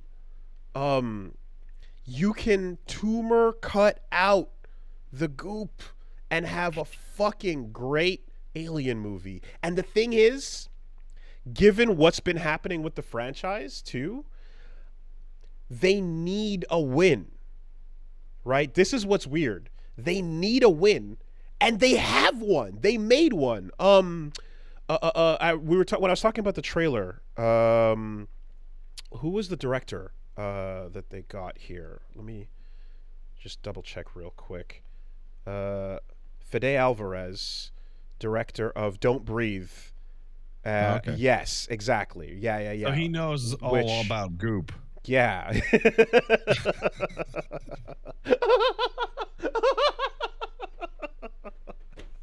Quite familiar. Yeah. With a turkey baster full of Goop. The most familiar, absolutely. And Don't Breathe is fucking excellent. Great movie. So yeah, with this, I it's 100%. It's like a great a win. The win that the franchise needs is here, you know, and I just feel like I wish I could talk about it like the way Predators felt, where it's like, oh, awesome, just a great, finally, no bullshit. It was just a great movie, and it's got its references and fun bits and stuff, but fuck all that. It's just a fun watch. And here there has to be the but, and the but is like when you're seeing the Goop work its way in, I'm like, okay, yes, I know, I remember Prometheus stuff. That's okay. It's fine. Back to the movie, you know, and then it starts being like, and then it's eventually you have to confront it, and it's the part that bums me out. You know, it's really strange because, like, I think back to Alien, and I think back to like the titular alien and the eggs and all that, and it's like you find the engineer, like the first engineer, as the actual alien. And then you find an alien that was so alien to the alien that it annihilated it. And that's the one that you're dealing. Like, it's so unknowable that the other unknowable alien that at least looks like a person also got horribly taken out by it. Yeah, man, I remember when Space Jockey lore was just like, what the fuck is that? And then it's like, I don't know, but we're dealing with the bullshit around it over here, and that is a huge problem. Okay, that thing? Yeah, don't even fucking worry about it, bro. You know?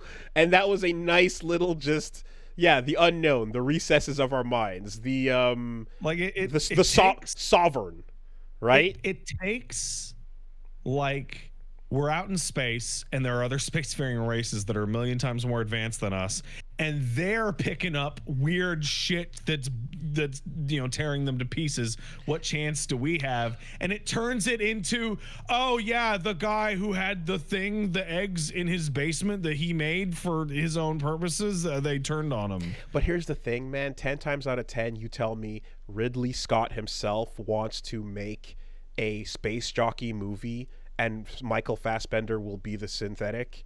Yeah, that's a great idea. Let's go with it. Every time I'm believing in that. I think Prometheus would have been such a good movie if they cut out the part where the fucking alien shows up at the end. I would have, if they just cut it.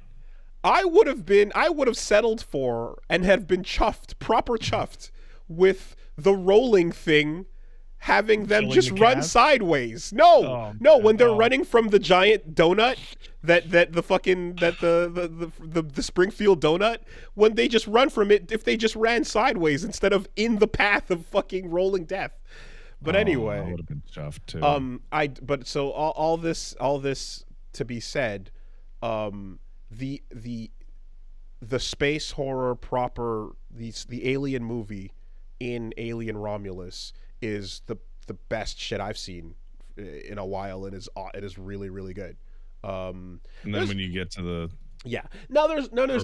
there's one or two moments where you go, okay, why'd that happen? Movie stuff, whatever. Don't overthink it. You know, characters in horror movies are notoriously stupid. Right? It's not even characters. It's just like there's one or two moments where you kind of are like, why did the Xeno behave that way? Or what's with that little, okay, whatever, right? Yeah, no, we'll be watching something and we'll be watching something that I've already seen, and Paige will be like, Pat, why the fuck did that happen? I'm like, so that the movie can happen.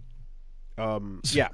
That the events of the television program can continue. Yeah, there's some tropes, but I really do think it's good, and I really did enjoy it quite a bit, and to that end, I recommend it. I say go check out Alien Romulus.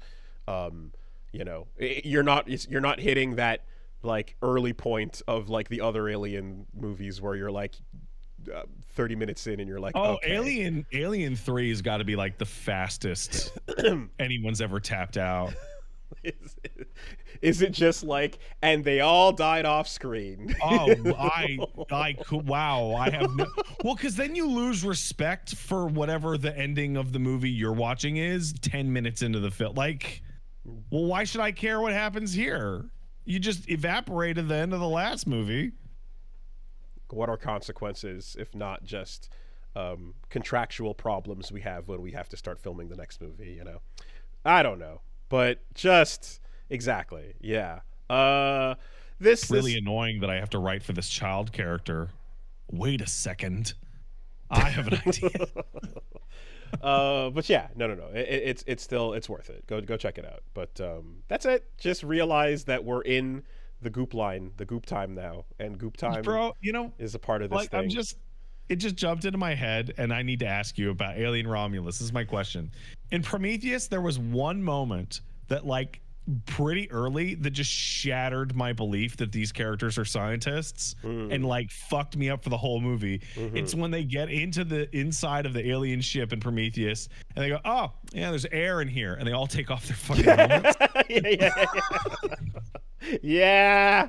And I was just like, oh my fucking god. Yeah. Holy shit. Is there anything like that in Romulus that you're just like, holy fuck? No, because they're not scientists. They're great. They're dumb kids. Amazing. They're amazing. dumb great. kids. And Perfect. that goes a long way. You're like, oh, you dumb kids. The fuck do you know? You know? Yeah. You're absolutely, you're good to go on all that. Um, and yeah, it's just there's a clear.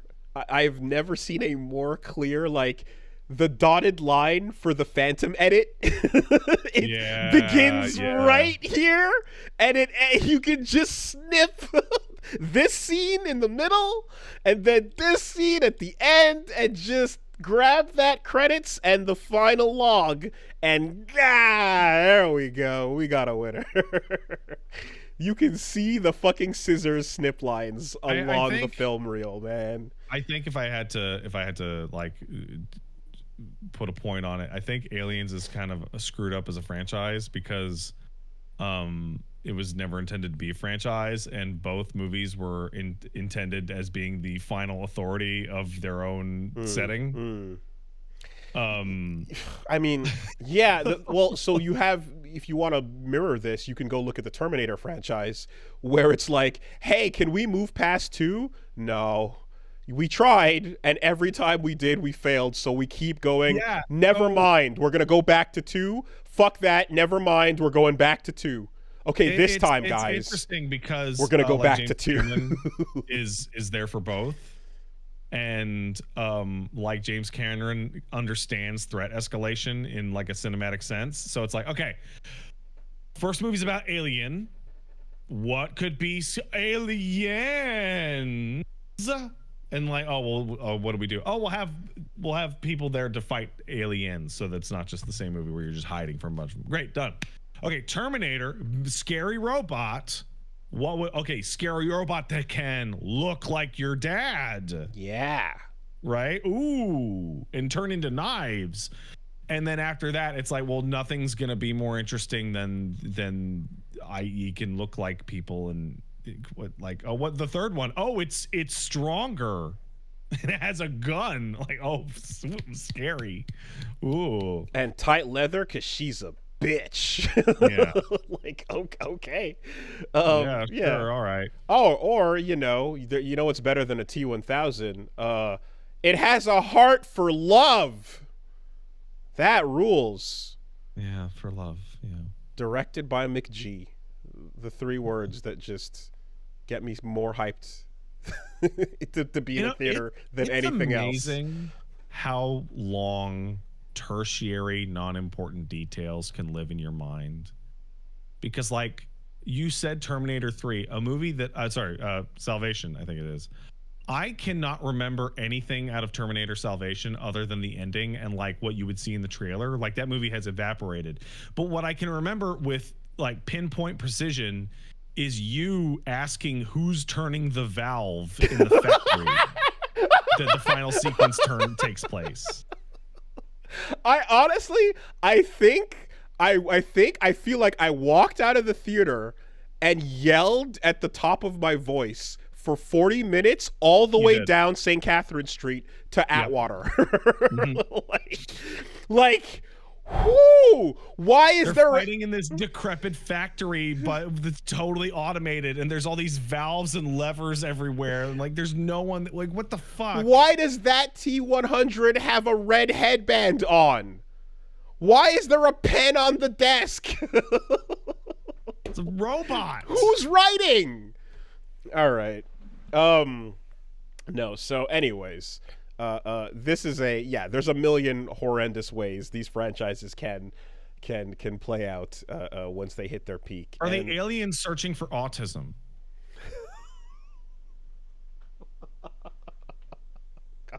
Is the alien Romulus looking for autism juice? That's the secret, right? Autism superpowers is actually the secret behind everything. This is true. Okay. Yeah. I mean, God, yeah. Anyway, so this is off the rails, but this is all to say that like Romulus is got a very cool alien movie in there that's worth seeing. And you know what? If you are a Goop fan, if you're one of the people that's been like, nah, fuck you, dude, Prometheus ruled, then hey, if you're like Goop 2024, let's bring it back. Then you're gonna love it. You're in for a great time because you got good shit into the shit you like, so you're good to go. Yeah, absolutely. Goop Nutters all get excited, get hype. It's going down. Okay. I like the Goop better when everything that the Goop did was a new weird thing. Yeah. No, the unknown, right? There is a power to also, like, there's a franchise staying power to the mystery that is anything is possible with Goop, you know? Yeah. You could do anything, even recreate the monster from the last movie. Jeez. Gwyneth Paltrow makes anything possible. Prometheus makes me re-examine whether or not I think Alien Resurrection is bad. I come to the same conclusion in that it's terrible, but it makes me ask the question in the first place. Sigourney Weaver actually landed that blind basketball shot, and that makes it a good movie. Yeah, and Ron Perlman almost fucked it up by going, "Oh, yeah, oh!" That's all. Cut. That's why it cuts so soon. That's all that matters. Okay, so that is Alien Romulus. Beyond that, I just a quick little update. If you're a shmup lover out there, I gotta recommend from Shmup God Pat, and I went and I played it, and it's very, very fucking good. It's called Devil Blade. Quick push on this. It is a remake from an indie shmup that was made by one developer. And hey, if you like the flow, rhythm, and overall dramatic pacing of like Ikaruga or Radiant Silvergun, you know, you're getting that in spades over here. If you like some of the rad escalation and shit that was going on in Zero Ranger as well, this is right up on that list. So you want to pick a plane, top view, scrolling, shooting, dropping bombs, rotate your monitor, go tate. Really super wide shots. Yeah. Simple too as well. You have your shoot, you have your switch to wide shot or concentrated. You have you drop a bomb, and when you drop a bomb, you get a shield on yourself, or you can hold the bomb to detonate into like a burst mode that is like a high scoring mode that lasts for a couple seconds. It's just cool shit, man. It's just cool, good shmup, and it's got some great like boss voice acting. I'll see you in hell. I love that shit. You know, and yeah, it was made with like a shmup maker kind of like program that I was not aware was a thing, but yeah. I also didn't know that was a thing. That's a thing. Yeah, it certainly is, and you can do really cool shit with it because this game looks really stylish and pretty, and it looks like it came out in the Saturn era, but it's also doing some shit that's way more advanced than that. So it's like Saturn era but cheating, you know, in a way. Yeah, just want to throw that out there. And it's a shmup, so you know they're not going to take too long to get through. But if you enjoy them, give that a shot. Devil Blade is what it's called. I played, of course, and you must have caught as I walked up to the door, and a snaky boy had some words for me in Elden Ring. I got to Mesmer. That's a great boss fight. That's a great boss fight. I was not expecting it because they were establishing like they're talking about like Wego and what was it, Duke or something? I forgot the name, but like anyway, they're talking about the Fire Knights that you're, you know, as you're walking up to that's part.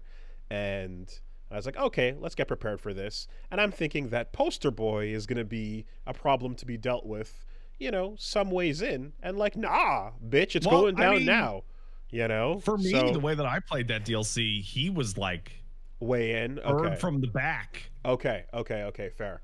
I scraped around some corners, but then I kind of looped back over and just went straight to the Shadow Keep, and yeah, man. That's one of those moments where, so we talked about how approaching boss fights in this, you know, sometimes we're talking about how just like, yo, they know this is a late FromSoft game, and they are aware of what your experience has been up to this point. So call in all the homies and just unleash, right? Mm-hmm. Don't feel any ways about it, and that much is true.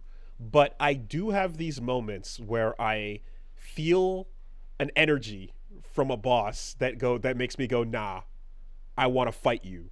I want to duel. Yeah, no, Mesmer's got that. big dual energy, right? And I talk about how locking in with Moog and having that like fucking boxing skate battle, off stream for a long time was like, it was ridiculous to do, but it was the most fun I was having.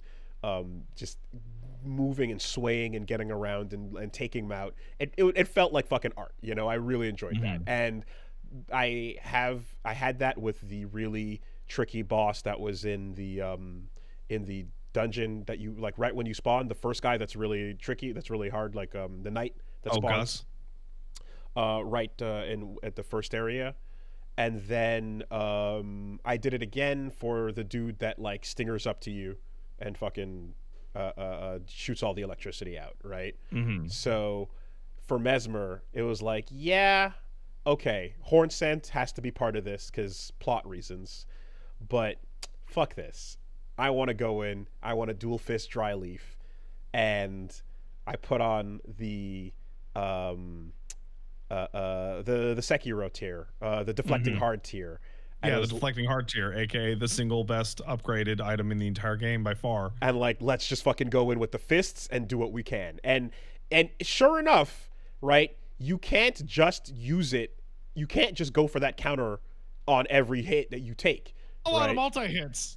You gotta still absolutely memorize the string coming at you and get that perfect ding, ding, ding, ding, on like the multi-spin and know when the time is. And if he's doing a slash that has him go up into the air, then you just whiff to nothing and then he comes down on your ass and splatters you, But it was so much fun to just like, just go 10 toes down and punch the fuck out of Mesmer, and then phase 2 where it's like, okay, snake mode. I mean, just okay, guess what? Like, if you're standing anywhere in this immediate vicinity, fuck you. And now that the targeting snakes that come afterwards, it's like, oh yeah, okay, it's the area kind of targeting thing. That's tricky, it's fast. You gotta learn how to roll and weave. And oh my god, it's a cover for the next attack he's going to do.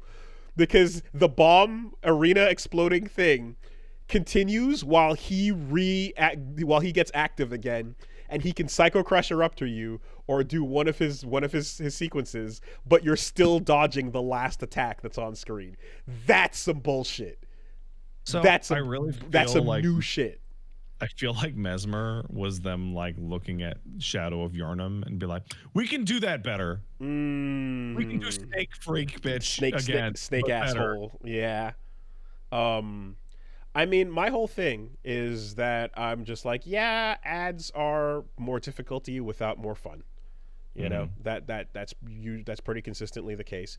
Raw exceptions, of course, Ornstein and Smoke and duos that are meant to be, hype.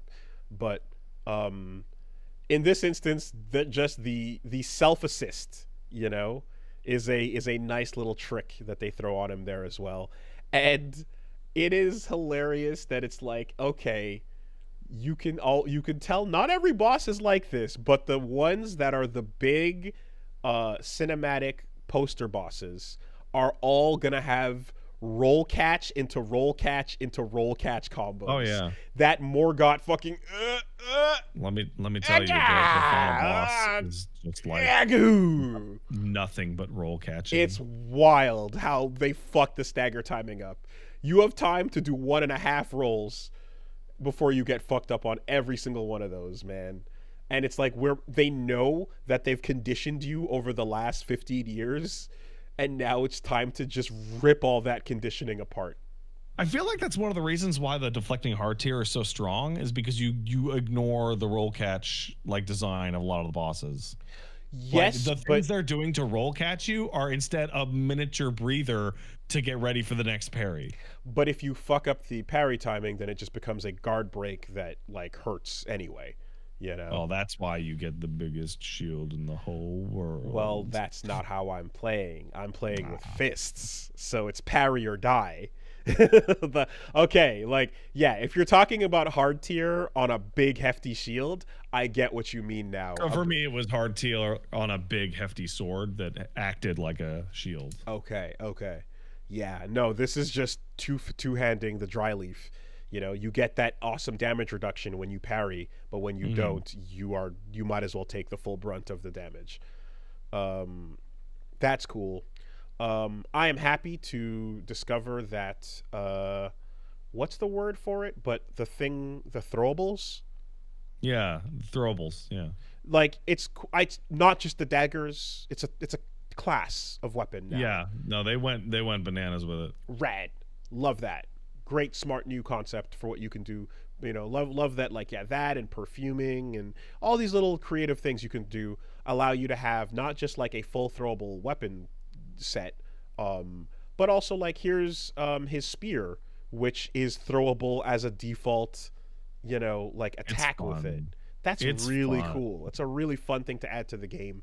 While yeah, and there's a talisman that goes along with it that to make those like do more damage. And I mean, like, people have like forever magic and zoning have been a thing, and it's like you pick magic so that you can, if you don't want to play footsies with things and you just want to like hang back and whatever. What if I want to play footsies with this rock and use my strength build, right? Like, that's exactly like fully just embrace the fact that, hey, it doesn't have to come down to arrows or magic. It doesn't have to be dex or int. It can be strength too, you know. So that's I'm interested in seeing your progression, because like there's a lot of like whole zones that are just like completely hidden in that DLC.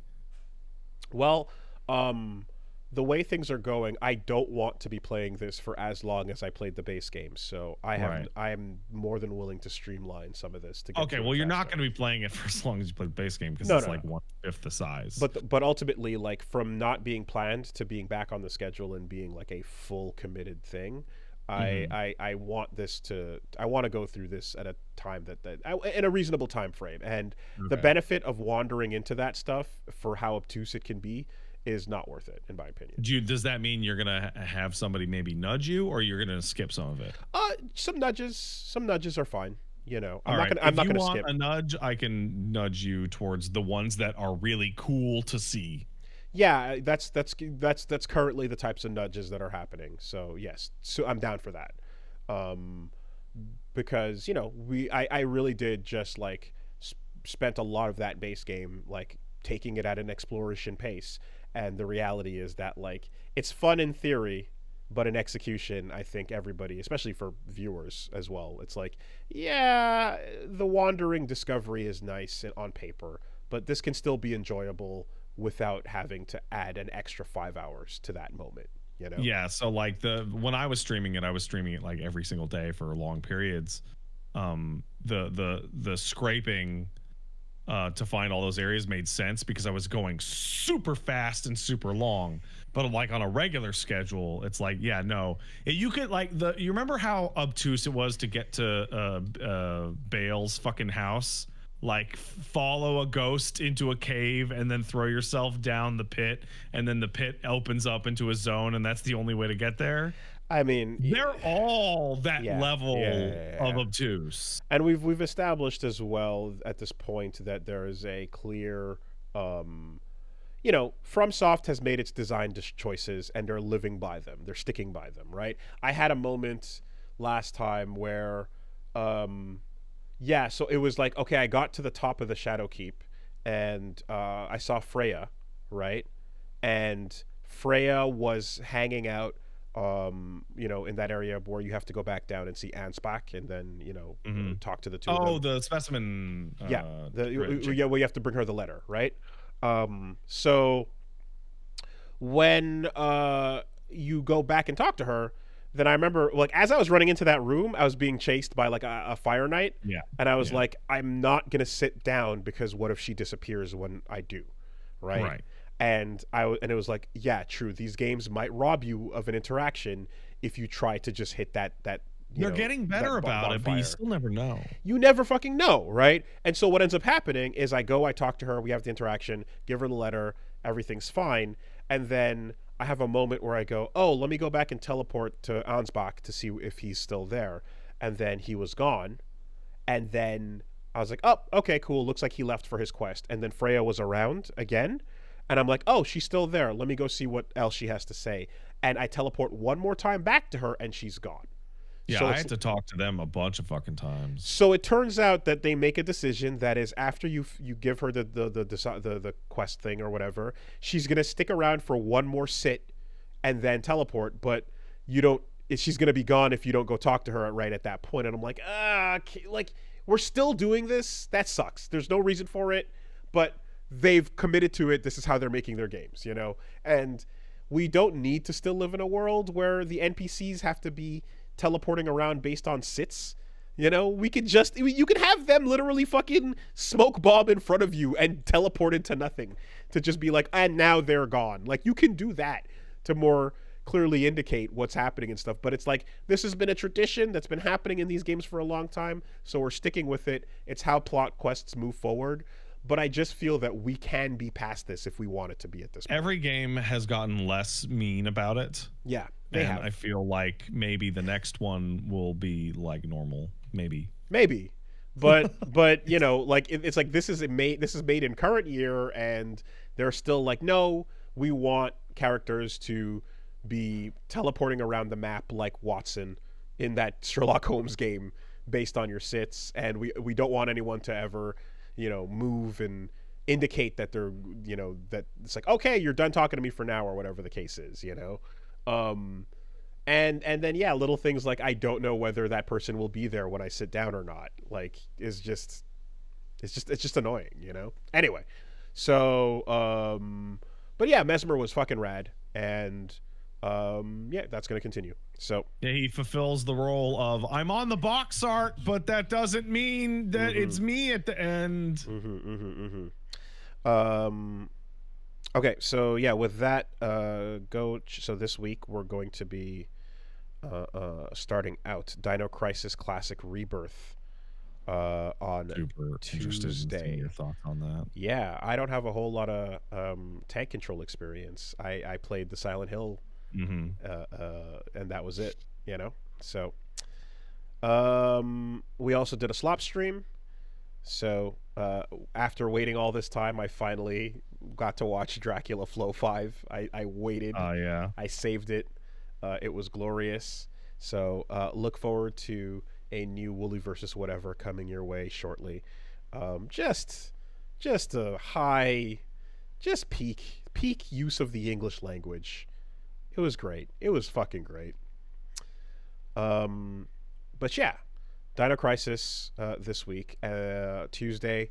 Gonna be busy in the middle of the week, but we'll come back on Friday with another Shadow of the Erdtree session.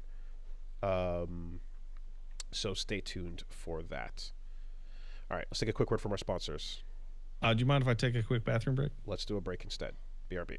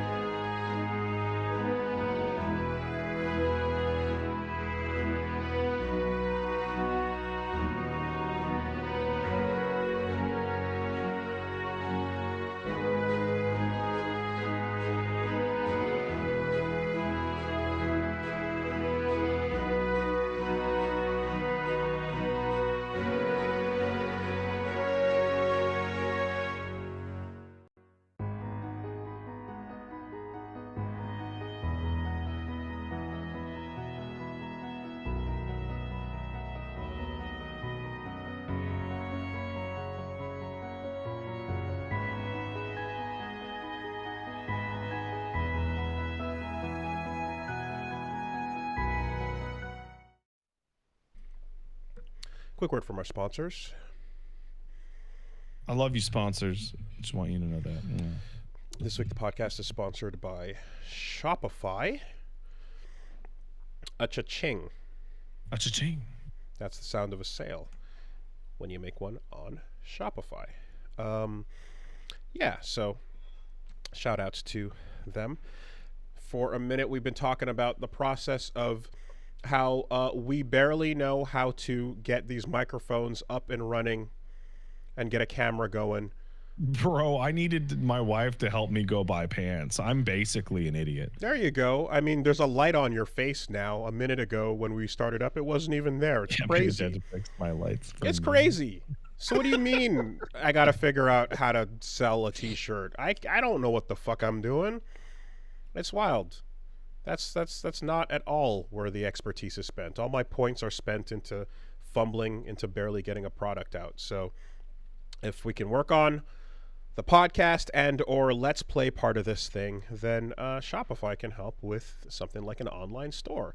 If I'm trying to figure out how to sell a t-shirt or whatever else your business is doing, it is the global commerce platform that helps you at every stage of your business. So if you're just getting started, or if you're expanding and growing all the way up to your did we just hit 1 million orders stage of your business, it's there to help you along the way as you grow.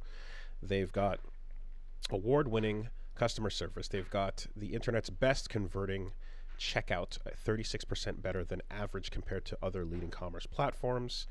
And they are 10% of all e-commerce in the U.S. They're the force behind brands like Rothy's, Allbirds, Brooklinen, and millions of other entrepreneurs of every size across 175 countries. So yeah, if you're getting started, no matter where you're at, Shopify can help you on the back end. I have talked about how they are what helped us with getting some of those t-shirts across and hooking that stuff up to the sites and channels and all that convenient stuff, because I don't know how to do that.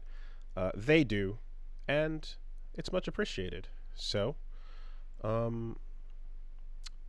yeah. If you want to sign up for a $1 per month trial period, you can head on down to shopify.com/superbeast, all lowercase. That's shopify.com/superbeast now to grow your business no matter what stage you're in. Shopify.com/superbeast. Thanks, Shopify. Thanks, Shopify. All right. Here's what's going on in the news. Did you know that there's a lot of Chinese people who play video games? So Black Myth Wukong fucking knows it. Yeah, that's been going on. Are there numbers? Yeah, it's like over 10 million. Oh, wow. Okay. It's like in 3 days, it's over 10 million. That's crazy. I mean, to be fair, that thing is marketed everywhere. Oh yeah, there's a Wukong ad underneath every single tweet I make. Yeah, I have seen nothing but Wukong everywhere for a while. So yes, they're pushing. People like it. I'll be playing it this week because I got to return to Monkey and find out what's what. Yeah, well, so I remember I think we'll find what I've heard. I was talking to a friend and he was telling me that there's moments where you're like, is this Soulsing? And then it's like, nah, it's action. Yeah, but you fight fucking ass off. It feels like it's about to Souls, but then it just goes full action on you. So yeah, if Son Goku shows you and helps you find the way, then mission accomplished, I suppose. I feel like this is the biggest marketing I've seen for a Chinese game in recent memory. Definitely ever. Yeah. More than anything. I saw somebody describe Black Myth Wukong as if, what if America invented Call of Duty yesterday? Just like national, like pride-based super game now. Oh man, yeah, it's here. It is here. Yeah, okay, yeah. Sorry, I'm getting a billion notifications that I need to. Don't worry about those right now. Hey, stop it. Stop it. About Thank my you. cube. So that's happening. So Black Myth Wukong then had more than 700 consecutive Yeah, players. more than 700 people. Yeah. Confirmed. Okay, good. Good. There's reports. So Did You Know Gaming, shout outs to Shane over there, put out a video that revealed that apparently Crash Bandicoot 5 was supposed to be a Spyro crossover game, but that got canceled. Oh, you know why? Because God isn't real and he hates you. Because Toys for Bob, have sinned in some way. Yes. What a fucking cool idea. That, as someone who is not even into either franchise particularly, that sounded like a brilliant, awesome play. It has the That same energy sucks. of like, hey guys, the next Ratchet and Clank game will feature Jack and Daxter. Right. And it really, like, so yeah, it was gonna be like, Crash. There's a whole breakdown of like how the two worlds intersect and some of the stuff from Twin Sanity and then Spyro's Dragon Elders and stuff would intersect with like portals and whatever. But it was gonna be this game with playable Crash and Spyro and all their supporting characters as well, and it was going to be a proper, like, not just crossover game, but the actual Crash 5 entry, and it just kind of got me thinking that besides versus Capcom and Smash, it's really rare. do crossovers even happen anymore? The last one I can think of that you did not mention was in Lara Croft and the Guardian of Light. There was DLC to play as Raziel and Kane. Okay, so Paul, I'm gonna put a caveat on this: not promotional crossover material that puts Shinji in PlayerUnknown Battlegrounds. Yes, not Fortnite cameos, not Fortnite, not a guest character, but a crossover main game. Or Sonic main and thing. Mario kissing at the Olympics. Yeah. It feels like that doesn't really happen. It's Kingdom just Hearts? Kingdom Hearts. Yeah, that's the entire Hearts. premise of the franchise, right? Yeah. Though they're all under, and it's still and I would say that if they're coming from the same family company, you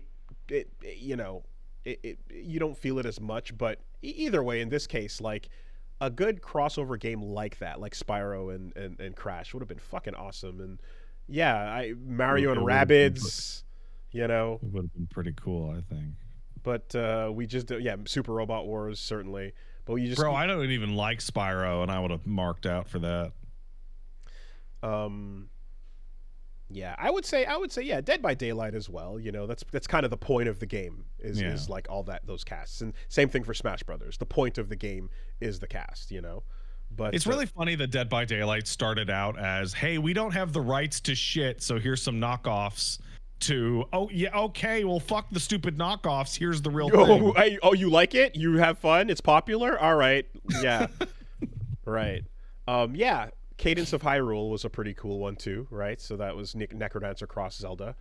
But that, crossover as opposed to a collaboration. That's a good distinguishing word there. So anyways, it's just fucking depressing the whole way down, but they had a whole thing planned out here, and you can go get more details on it on the Did You Know Gaming video. But there's a bunch of bullshit. It was they had concept art, they had early demo environments, they had the pre-production, but then Activision canceled Crash 5, and that was that. Toys for Bob worked for a couple months on it. I think Marvel vs. Capcom being one of the first has blinded us to just how insane Marvel vs. Capcom actually is. Marvel vs. Capcom is fucking bananas. It is, but like, the bones make sense, I guess, when you go look at, Children of the Atom. And it's like, oh, we became friends because you guys made a fighting game for our property.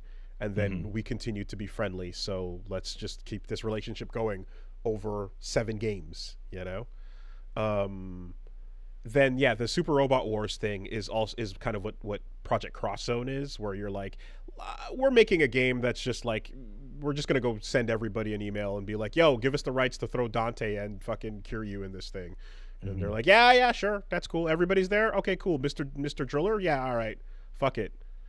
Hang out with Wonder Momo and Jin. I like concepts where you feel like somebody said "fuck it." Yes, but I do as well. But I put special attention to this kind of crossover because, like, yeah, especially looking at the little piece of artwork they have here, which is pretty cute. Let me, yeah, like, it's there's some fun artwork of Crash and Spyro hanging out. You know what? I like the idea of two franchises like completely overlapping in a heavy way and not just cameo from the main characters. So I'm looking at this piece of art you sent me, and it is giving Battletoads Double Dragon energy. Oh, you fucking nailed it. Yeah. Yeah, no, this sucks, man. This was like, again, I'm not even that big, Crash or Spyro fan, but like this sounded like a fucking cool idea, and this is a huge bummer. Anyway, so yeah, there's that. But hey, on the plus side of crossover news, Terry Bogard's critical art is the coolest one in the entire Street Fighter 6 video game. It's so cool that the animation doesn't make sense within the round. Like I was talking last week about how you saved the rising tackle and you made it a cool move now. This critical art version, when you're about to die, it's not even a qualifier. It's the sickest move in the entire video game. Like, he rising tackles you up, and then he power dunks a geyser. He overshoot guys. He high angle overshoot geysers, which is another reference move that they didn't have space for, which is the super version of the power dunk. Into the ground, uses the geyser explosion to launch himself back up into the air, do a mid-air Buster Wolf, and he says, here's the big one, which is what he says during his final smash. And it's the sickest shit I've ever seen. The thing that gets me is that in the animation, he's launching like 100 feet. Like he's like a meteor. Yeah. And then it cuts to the round, and then the character's like in the corner, like one character length up, and they're falling over. And it's it's so silly looking. He Buster Wolfs in midair to the Rising Fang, and then when he lands in the regular version, he lands straight down because, he does the punch and then floats back. But in this one, because he shotguns his way up to you with the midair Buster Wolf diagonally, he flies backwards and rolls on the ground when it returns to in-game. Like, he overdid it, and Terry's getting blasted backwards you end up being from his own attack. Corner to corner on that. Like, you end up at the maximum distance. It's so cool, right? Never mind, the fact that, like, also we've seen some of the other details with him on the character select screen. He's playing on a Neo Geo arcade machine. Like War of the Monsters. Yeah, and you can see him like playing and having fun on the cab and being like, whatever. And then when you do his walkout, if you're on player 1 side, Andy Bogard is like, yeah, let's go, bro. And then on player 2 side, Joe Higashi's like, yeah, you got this, man. He gets encouraged by the boys. It's fucking amazing, dude. I really think that... Do you remember a very old MS Paint comic that was like some massive edgelord wrestler with 10 different insane moves, and then it's Joey Jeans or something, and it's some regular looking guy with back fist, a bigger back fist. Yes, and then yes. Spinning energy disc. Wait, what? How does this guy do that? He's just some dude in Wrangler jeans. Yeah, exactly. Terry is that. He's that guy. Terry is some guy who in jeans who wandered in and is like, hey guys, doing magic nonsense. You take the Wild Wolf outfit and do the wind pose, and he just throws the jacket instead of the hat off, and we're all like, yeah! He threw his jacket up. It's great. Fucking great. So cool. So yay to that. Hooray. Anyway, quick other real cool shit that's going on. Everybody check out. There's a game called Mouse PI for Hire. Just released a trailer. It was originally a game just called Mouse, and it's been renamed. But it is Cuphead, first-person view, gangster detective story, hand-drawn details a la Studio MDHR. It's just rubber hose animation style, and you are fucking walking around shooting at things that are all that classic Steamboat Willie style animation. Looks fucking incredible.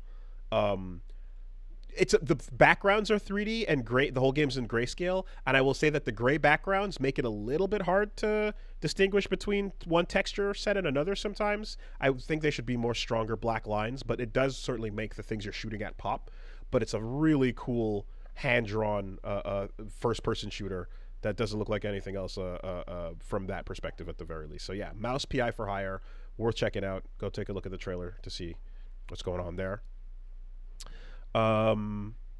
After 20 years, you can now put on whatever armor you want in Monster Hunter Wilds. Yeah. Gender has been defeated. Gender defeated. You can put on anyone could put on any armor, and you can get your hot fucking abs out as a dude with Kirin armor. It took like the past 3 games for them to understand people going, please let my character look cool, goddammit. Please. I remember this being the big decision early on when I started Worlds, was like, okay, so which kind of character are you making? Because some armor looks rad on guys and some looks rad on the girls, but yeah, no, it's a coin toss. But you just gotta, you're stuck with what you got. So yes, finally, like everyone's like, hey, Wooly, you can put your girls in cool dude armor, and I'm like, yeah. Kirin armor, get the abs out though. Yeah. So armor, abs. Yeah. Now, can you mix and match pieces? Yeah, absolutely. Okay. Well, then now we have a whole new level of oh yeah, absolutely. Oh yeah, monster fashion. That's the real shit. That's the actual buff. That's the real upgrade, is mixing and matching now. Yeah. From the same monster. They also They showed off a bunch of shit at some preview event, which includes stuff like you don't have to go back to town to switch missions. Monster damage persists the whole time. You're just hanging out. The way small monsters act as groups, so now you have large pods. They don't eventually heal? No, now you're just hanging out on the map for much longer periods, doing mission after mission. Ah, and you're cooking in your camp. Okay. You're cooking your own food. So Worlds had that as you ran from environment to environment, but you still eventually did have to run back from the free play mode.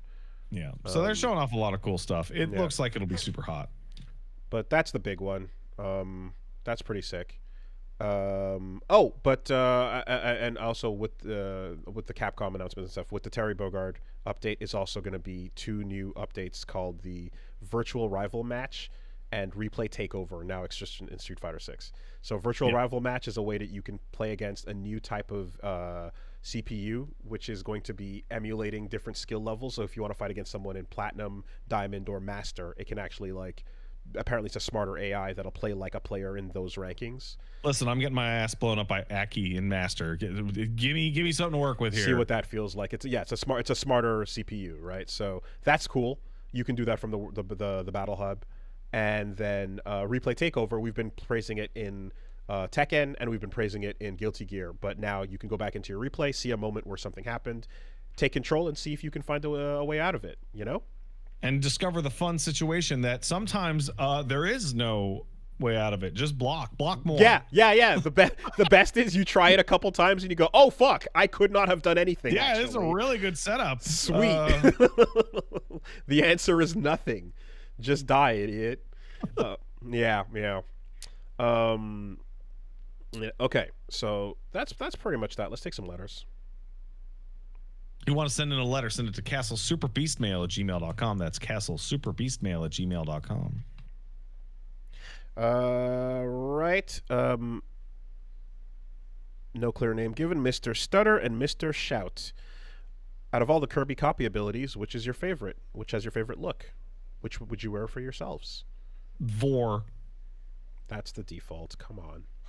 Okay. Well, you already are wearing the Kirby hat. Ah.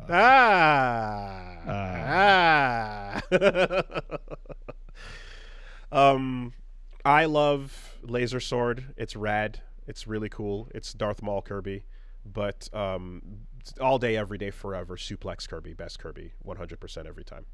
I like Rock Kirby. Rock is cool. I'm gonna turn into a fucking rock. Yeah, it's like Mario 3 with the statue, transformations and stuff. That's always fun.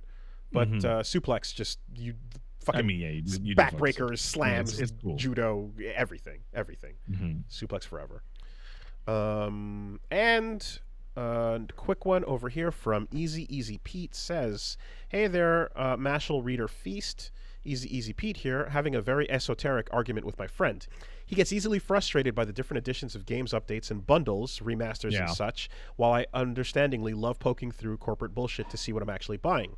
For instance, when he says Pathfinder Wrath of the Righteous is a great game, I say, you mean Enhanced Deluxe Edition of Pathfinder Wrath of the Righteous, right? The argument starts, and we make our own list of best games. He lines up every Final Fantasy Pixel remaster individually, while I plonk the whole 1 to 6 collection in my top 10. Next to the Yakuza Remastered bundle, and the Kingdom Hearts all-in-one package, and the Master Chief collection. It actually annoys me when he lists Halo 2 and 3 separately, weirdly enough. So settle this argument for me. Should bundles, collections, and compilations... You're a fucking stupid asshole, email writer. ...be counted as best games? Fucking jerk-off sophistry.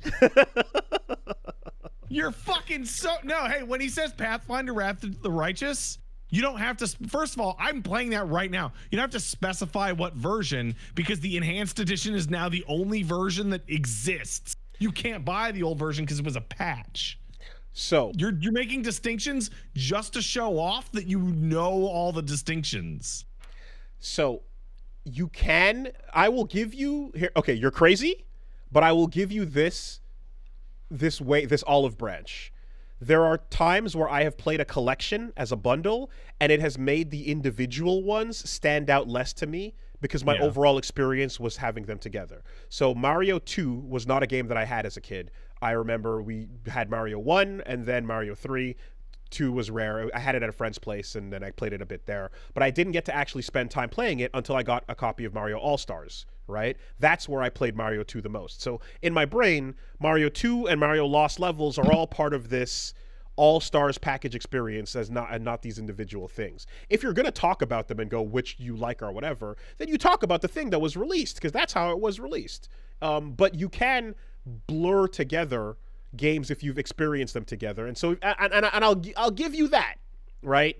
If you played Metroid Trilogy or Prime Trilogy with it all together or so, then some of that might kind of blur into one experience for you. But regardless, no, that's kind of goofy and silly. And if there's a game that's an updated version that has the old one in it, like is SMT5 and SMT5 Vengeance, like, even though Vengeance has the original, we're gonna like just say that it's all together with that. Like, no, like I'm playing a lot of Deadlock, and it's a very different game, but it really reminds me of the fun that I had when I played Team Fortress 2. Oh, Team Fortress 2, you must mean the orange box featuring Half-Life 2 and Portal. Is that what you meant? No, it's not what I fucking meant. I said Team Fortress 2. No. There are, like I said, there are times where you will have an experience of these games blending as you play through them, but you still need to go what was released. That's what you're talking about. Don't be that guy. It's actually really refreshing that the person writing in the email is the person who's super wrong, because usually the person they're describing is the friend is right. But like this time, like, bro, you are so nuts. I mean, he's lining up Final Fantasy Pixel Remaster Collection or individual entries, and it's like, you can put those on a place that's separate from the original versions you played, because we just talked last week about the Chrono Trigger and FF6 PlayStation bundle is worse for both games, version of the game, even if you count them together on the same disc, because there's loading between the fights that didn't exist in the original. Terrible ways. So what are we even talking about? Yeah, there you go. All right. All right, you guys have a good week. I will have no reason to shorten the podcast next week, so we'll figure out something to talk about for 4 hours. Goodbye. Bye.